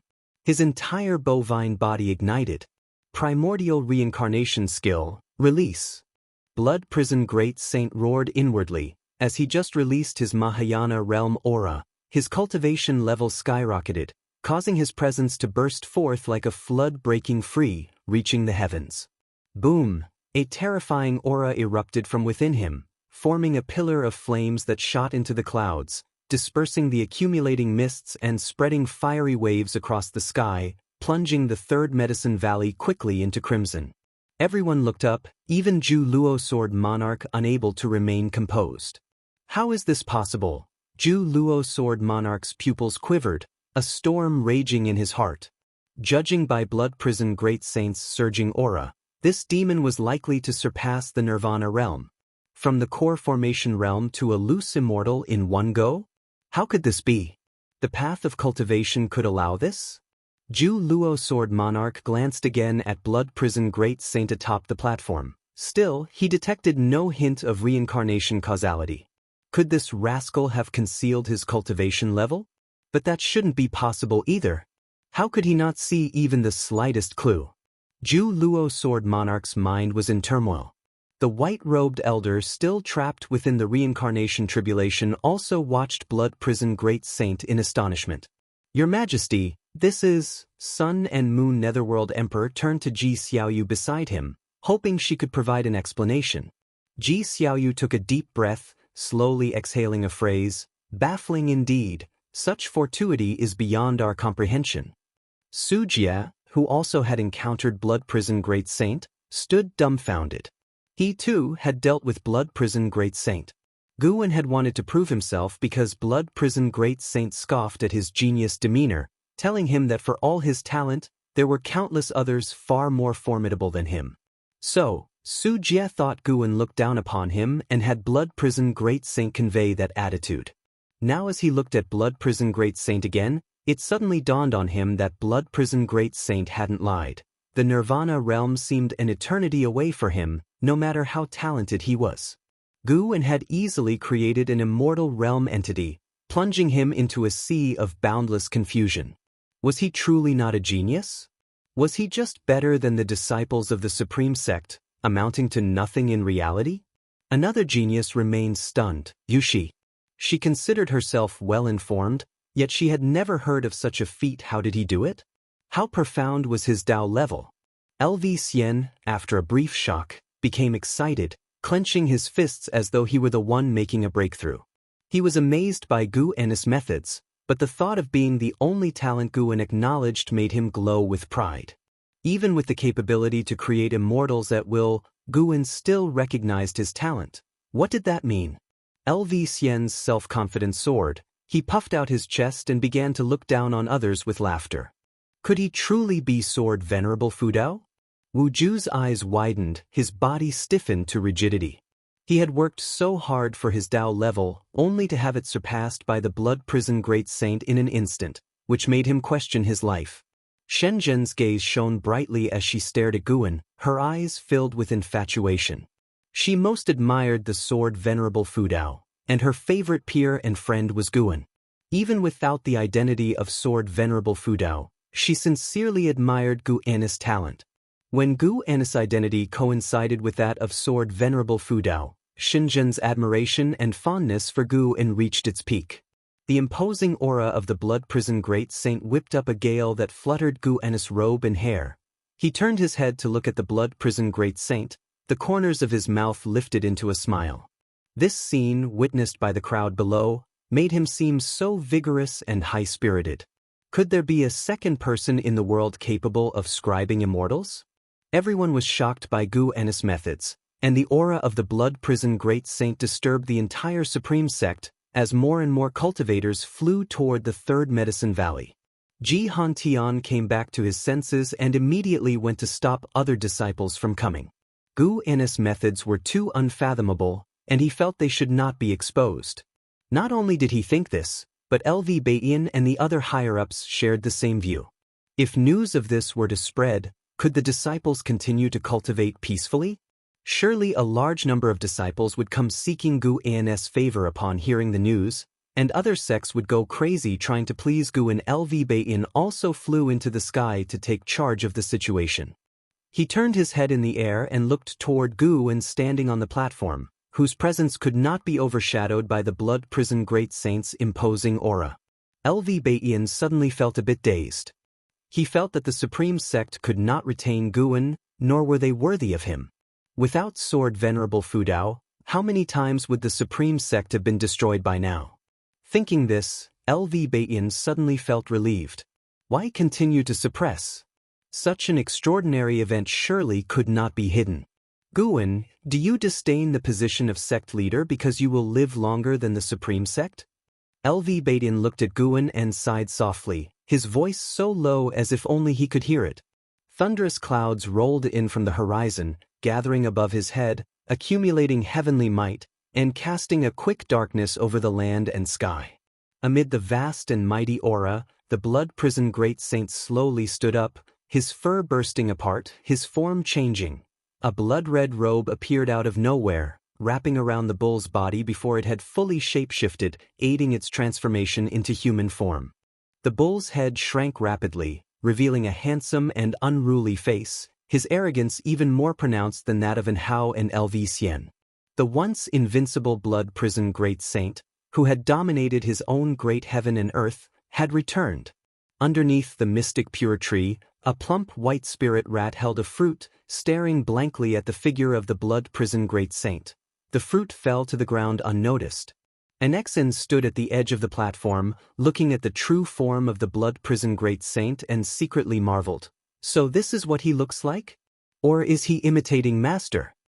But no matter how I look at it, Master is more handsome. Even with that bull's head donning a handsome appearance, it still seems punchable. Feeling the quickly intensifying aura of the blood prison great saint, Enzin's competitive spirit was spurred. One day, she would become stronger than the blood prison great saint, and she would even surpass her senior brother. And how? The heavenly tribulation was about to arrive, and all the people in the valley were not frightened by its might. They all stared blankly at the blood prison great saint.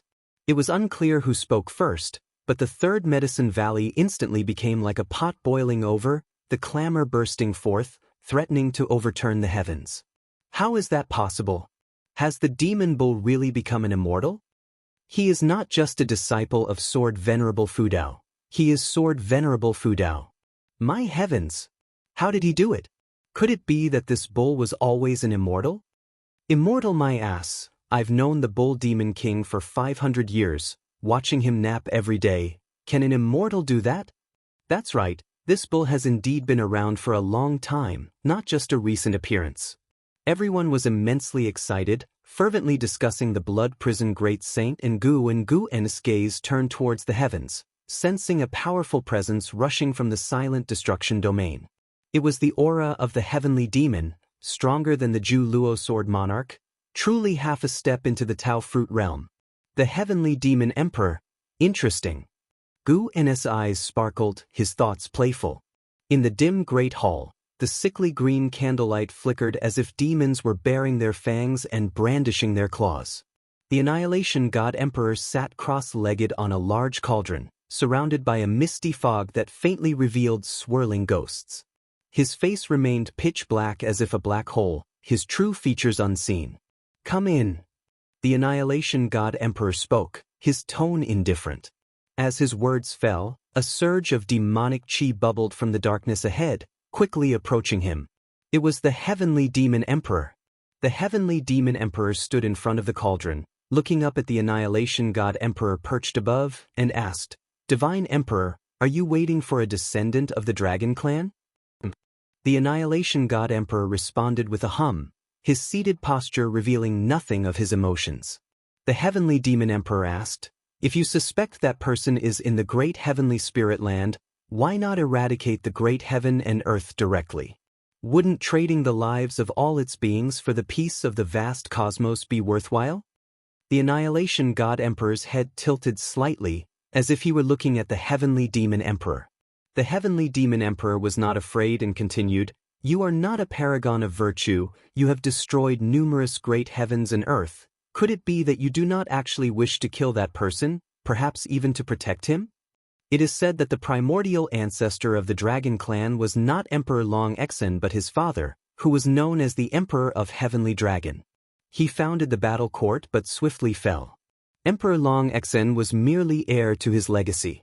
Moreover, I heard that Emperor Long Exen was your disciple, is that so?" The Annihilation God Emperor fixed his gaze on the Heavenly Demon Emperor and said, "Heavenly Demon Emperor, though you have become an emperor, are you sure you want to provoke me?" Chapter 450. Chaos Heavenly Tao, Demon God Shenhuang facing the threat of the Annihilation God Emperor, the Heavenly Demon Emperor showed a smile and said, "Divine Emperor, you should understand my meaning. If not for your promotion, how could I have today? It is because of this kindness that I wish to remind you of the cost of doing this." The Annihilation God Emperor looked down at him and asked, "Have you already defected to the battle court?" The Heavenly Demon Emperor replied, "The Disaster Demon Emperor did indeed seek me out, but the battle court cannot cross the boundary gate, and I have no need to defect. However, you are different. You don't belong to this universe and will leave sooner or later." The Annihilation God Emperor fell silent. The Heavenly Demon Emperor's eyes flickered as he said, "Why don't I help you eliminate that person, so you won't be seen as having failed Emperor Long Exen?" Boom! A terrifying aura burst forth from the Annihilation God Emperor's body, continuously impacting the Heavenly Demon Emperor and causing the demonic chi around him to disintegrate and reconvene. The Heavenly Demon Emperor slightly bowed his head, his face cast into darkness. "It seems you are not sure you can eradicate the great heavenly spirit land, and you want to rely on my strength," the Annihilation God Emperor's voice sounded. The Heavenly Demon Emperor took a deep breath and said, "Our Sky Demon Clan's existence is to eradicate the great heaven and earth of the Heavenly Tao. It is our clan's mission. If I do not do it, Sooner or later I will turn to dust, and my path will be in vain. Nowadays, the great heavenly spirit land has the power of Xianyu, the sword Tao of Dahong Sword Heaven, and the unknown origin of the free immortal. I indeed do not have absolute confidence. Divine Emperor, although you have transcended, you still belong to the chaos. Such a stance destines you to be incompatible with the creatures of the heavenly Tao. The descendants of the dragon clan, by leveraging reincarnation and entering the heavenly Tao, have already stood against you. The Annihilation God Emperor retracted his aura, thought for a moment, and raised his right hand, gesturing slightly. A towering figure appeared from the darkness behind him, shrouded in flickering flames, its true face impossible to see. The heavenly demon emperor's expression changed at the sight of this figure. He couldn't help but exclaim, "Demon God Xianhuang, how is it possible? How did you bring him?" The Annihilation God Emperor did not reply, but gently waved his hand. The demon god Xianhuang opened a pair of eyes that resembled two sons of divine might, filled with an oppressing presence. In front of these eyes, the heavenly demon emperor seemed as insignificant as dust. The heavenly demon emperor took a deep breath, and a crazed and fierce expression spread across his face. With this power, the great heavenly spirit land will surely be eradicated. The supreme sect was basking in the festive atmosphere of the spring festival, while the third Medicine Valley had been isolated by a formation. Within the great formation, the blood prison great saint was undergoing his tribulation, with violent heavenly lightning incessantly striking him. He hovered high in the air, twisting his neck without feeling any pain. On the contrary, he felt quite comfortable. Guan stood on a high platform, using his own Taoist intent to accelerate the blood prison great saint's heavenly tribulation. At this moment, the blood prison great saint had already stepped into the loose immortal realm, adapting to the changes within his body. Everyone in the valley watched this scene, conversing among themselves. Invisibly, they each had their own realizations. This was because Guan's Taoist intent enveloped the entire Medicine Valley, letting everyone enjoy it. A grand celebration, naturally, couldn't just be to watch the blood prison great saint's breakthrough. Those who came to Medicine Valley were either friends with him or honored guests of the sect, considering it a gift for the spring festival. Many people believed that the supreme sect relied on sword venerable Fu Dao, but Guan felt that the supreme sect also helped him cover up a lot and indeed respected him at the higher levels. Even if there were calculations, they were outside the third Medicine Valley and did not disturb his quiet cultivation. Over 1,000 years, the supreme sect had experienced bumps and turbulence, but it had always been able to correct its mistakes. Overall, Guan was quite satisfied with the supreme sect, which was why he was willing to offer such a grand gift. The pursuit of immortal cultivation and enlightenment are equally important. Many of you are busy with qi absorption cultivation, focusing on becoming stronger, which may become an obsession and lead to inner demons. My mount has been sitting in meditation for years, perceiving the natural world, and that is why he has become an immortal. Guan's voice rose, his words clearly reaching every person's ears, sinking them into contemplation. Guan wasn't just talking. Although the blood prison great saint's strength had nothing to do with enlightening the path, perceiving the natural world was also a route, and its potential was higher than that of qi absorption cultivation. If one can attain the Tao, mana will come naturally. The majority of cultivators busied themselves with qi absorption cultivation, neglecting the comprehension of nature. Their utilitarian mindset also made them restless, leading to extreme paths. What Guan spoke of was not enlightenment like Wuju's, but rather the comprehension of the great Tao. The great Tao is omnipresent, and even a trace of realization is worth more than 1,000 years of arduous cultivation. Even without enlightenment, occasional meditation could soothe the restlessness in one's heart, making the journey ahead more stable. There is an old Chinese saying that haste makes waste, which also applies to the pursuit of immortality. Guan spoke gently, guiding all the guests with his Tao. Even the strong figures like Zhu Luo Sword Monarch and the man in white robe fell into deep thought. Su Jie stood among the crowd, feeling profoundly enlightened. In fact, over the years, he felt very impatient, with anger brewing in his heart. If not dispersed, it could become a heart demon in the future. Right now, listening to his master's voice, his heart fell into an unprecedented calm. It was a very comfortable sensation. Time flew swiftly. With Gu N's help, the Blood Prison Great Saint's tribulation crossing process was extremely fast. As dusk arrived, the heavenly tribulation dissipated. The Blood Prison Great Saint successfully crossed the tribulation and became a loose immortal realm first-layer being. He was able to leap directly over the Nirvana realm, thanks in large part to the medicinal herbs and elixirs that Guin had invested in him over the years.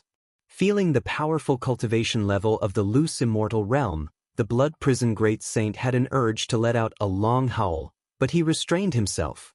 He descended from the sky and landed in front of Guin, knelt on one knee, and with a fist in palm, saluted, "Thank you, Master, for your grace. I will forever serve by your side." His voice was loud and clear, causing many people to awaken. This public declaration also confirmed that his becoming an immortal was a gift from Guin. The thunderclouds in the sky hadn't yet dispersed, and the edges of the clouds were tinged with a reddish glow as nightfall approached. Guin helped the Blood Prison Great Saint up and then turned to look at the audience below. Seeing that most of them had already awakened, he raised his hand and smiled, "Ladies and gentlemen, it is the New Year festival, time to drink and be merry." As his words fell, an Exen gestured with a wave of her hand, and a large number of Medicine Valley disciples started to move. Boom, boom, boom. Fireworks rose from the mountains at the edge of Medicine Valley, their thunderous sounds awakening everyone still immersed in the contemplation of the heavens and the earth. Suddenly awakened, they felt a sense of loss and even wished to recapture their previous experience. They started to seriously consider Gu N's words about comprehending nature. The New Year celebration at the Third Medicine Valley officially began, and Guin, accompanied by the Blood Prison Great Saint, stepped off the stage. He immediately found himself in the spotlight, while many surrounded the Blood Prison Great Saint, lavishing praises and asking him about his experience of becoming immortal. The Blood Prison Great Saint stood with hands on hips, full of vigor. He spoke openly about the power of a loose immortal. His gaze turned to the distance, where he fixed his eyes on the white spirit rat beneath the mystic pure tree, frightening it so much that it immediately burrowed underground, vanishing from sight. The Blood Prison Great Saint cracked a grin, his horned and blood-red hair making him look like an Azura in this world, his smile eerily thrilling. Chapter 451 Heavenly Tao Theory. The spring festival at the Third Medicine Valley was a great success, with everyone drinking through the night, sharing stories, and growing closer. Guin was quite busy that evening, and even though he appeared enthusiastic, he could sense that everyone was acting reserved around him, except for an Xian and Xinzhen. Even Wu Ju had changed from before. Perhaps this was the downside of being too powerful. Guin stood by the window, watching his friends leave one after the other. The morning sunlight glowed, making his departing friends seem as if they were leaving wrapped in a rosy dawn. After a while, Guin turned back, went to his desk, and began to write about mind cultivation because last night, LV Baitin had expressed a desire to establish a method of heart cultivation and disseminate it throughout the Supreme Sect to help its disciples have a firmer path ahead. Guin hence offered many suggestions, such as uniform teaching of cultivation by the master to avoid neglecting any disciples due to a lack of close relations. The Supreme Sect no longer needed to intentionally cultivate geniuses, a strong foundation was more important, which required the effort of all disciples. A sect with geniuses might not be strong, but a sect where most disciples are outstanding was surely not weak. Guin created a 100-year cultivation education plan for the Supreme Sect. Every disciple upon entry would unconditionally receive 100 years of cultivation techniques and spell guidance from the sect unless they violated the rules, ensuring each disciple would possess notable strength and become eligible cultivators. LV Baitin was moved by the plan. Although the investment would be substantial, if successful, the Supreme Sect would undoubtedly become a true Holy Land. Of course, the most crucial aspect was that the suggestion came from Sword Venerable Fudao. He believed that no one would dare to obstruct it.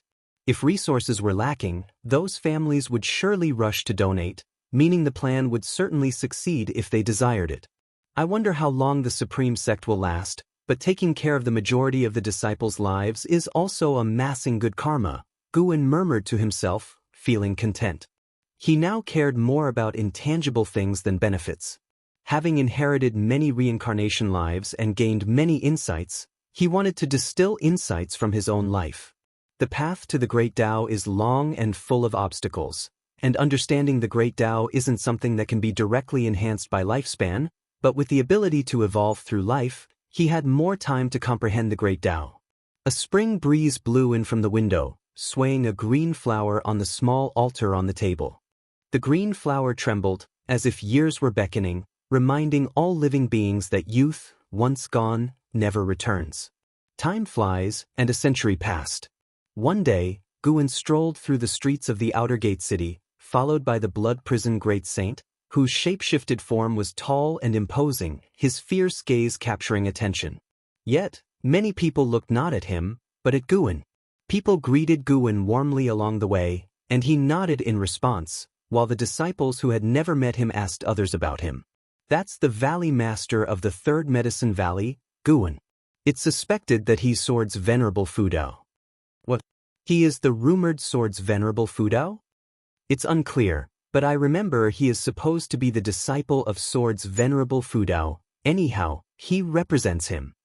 The 100-year mentorship was his proposal. You younger generations should thank him. Otherwise, entering the sect without talent would have made pursuing Taoist sorcery dependent on connections or fighting it out. The 100-year mentorship was his idea? Then he indeed deserves such treatment. We've all benefited from his grace. Wherever Guan went, nearby people discussed the 100-year mentorship. The Supreme Sect implemented this initiative swiftly, spreading it throughout the land and overseas.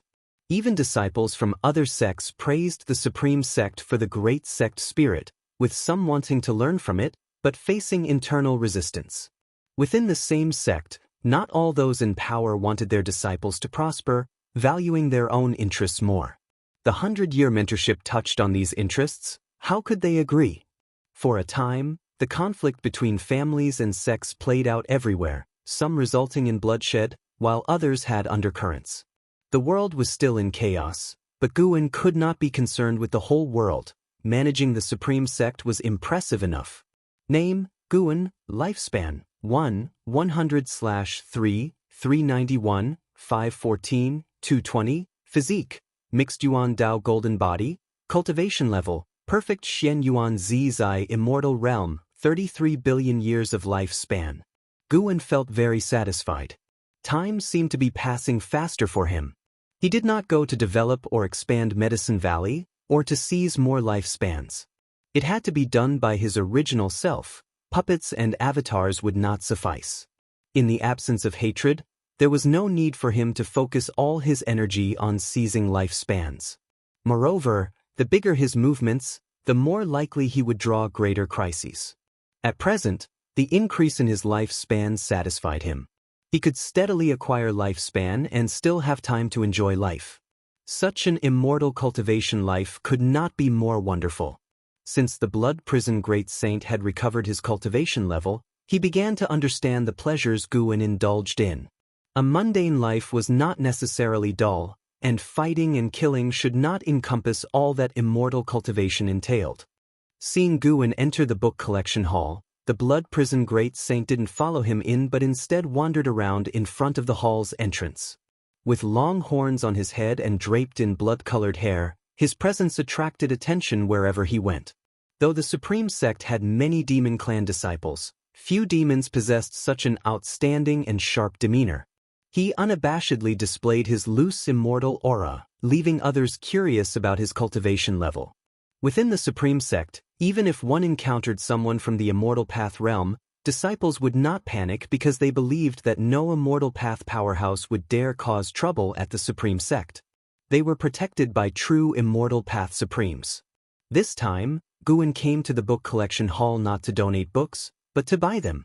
The book collection hall was helping him collect rare books from across the world, and he did not refuse. With his Tao level, he could predict outcomes, but he had not done so.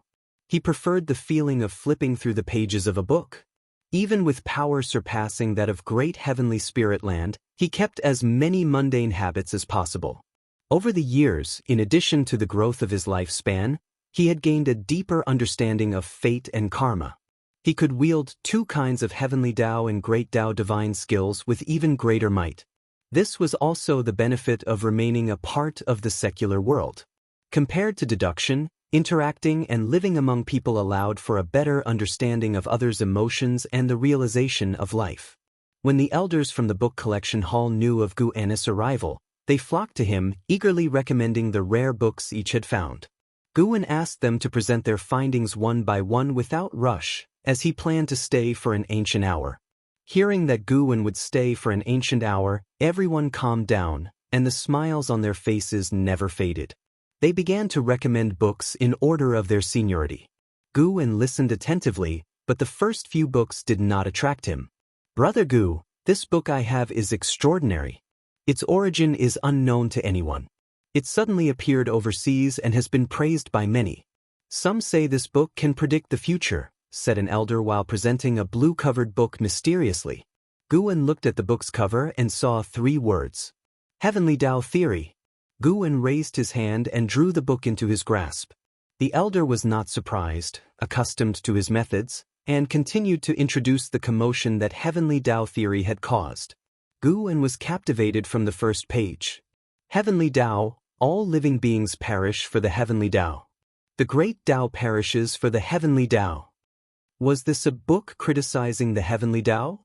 Guan grew even more curious and continued to flip through, wanting to see how this book could predict the future. More than one elder had heard of Heavenly Tao Theory, and according to them, there were only 9 true copies of Heavenly Tao Theory. The rest were imitations.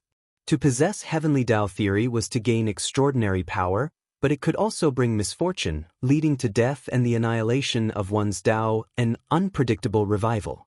After a long time, Guan closed the book and smiled. "This book is good. I'll take it. In the future, if there is more Heavenly Tao Theory, you can keep it for me." The elder beamed upon hearing this, patting his chest and readily agreeing. He did not request any compensation. To be on good terms with Guan was the greatest reward. To call oneself a friend of Guan, within the supreme sect, who would dare to disrespect him? If someone dared to impersonate, cultivators would come knocking on their door. It was said that the supreme sect had established a dark hall, which included oversight of such matters to prevent anyone from tarnishing the reputations of Guan or Sword Venerable Fudao. Guan asked them to bring out all the books they had prepared for him. He couldn't waste their kindness. Finally, Guan left the book collection hall with everyone accompanying him. Seeing Guan emerge, the blood prison great saint immediately hurried over. Guan glanced at him and said, "You are already a loose immortal. Don't bother with him." The blood prison great saint, who had just purchased a curious treasure, gave an awkward smile and coughed. "I was just playing with him. I see him as a kid. Why would I bully him?" The child he referred to was the white spirit rat.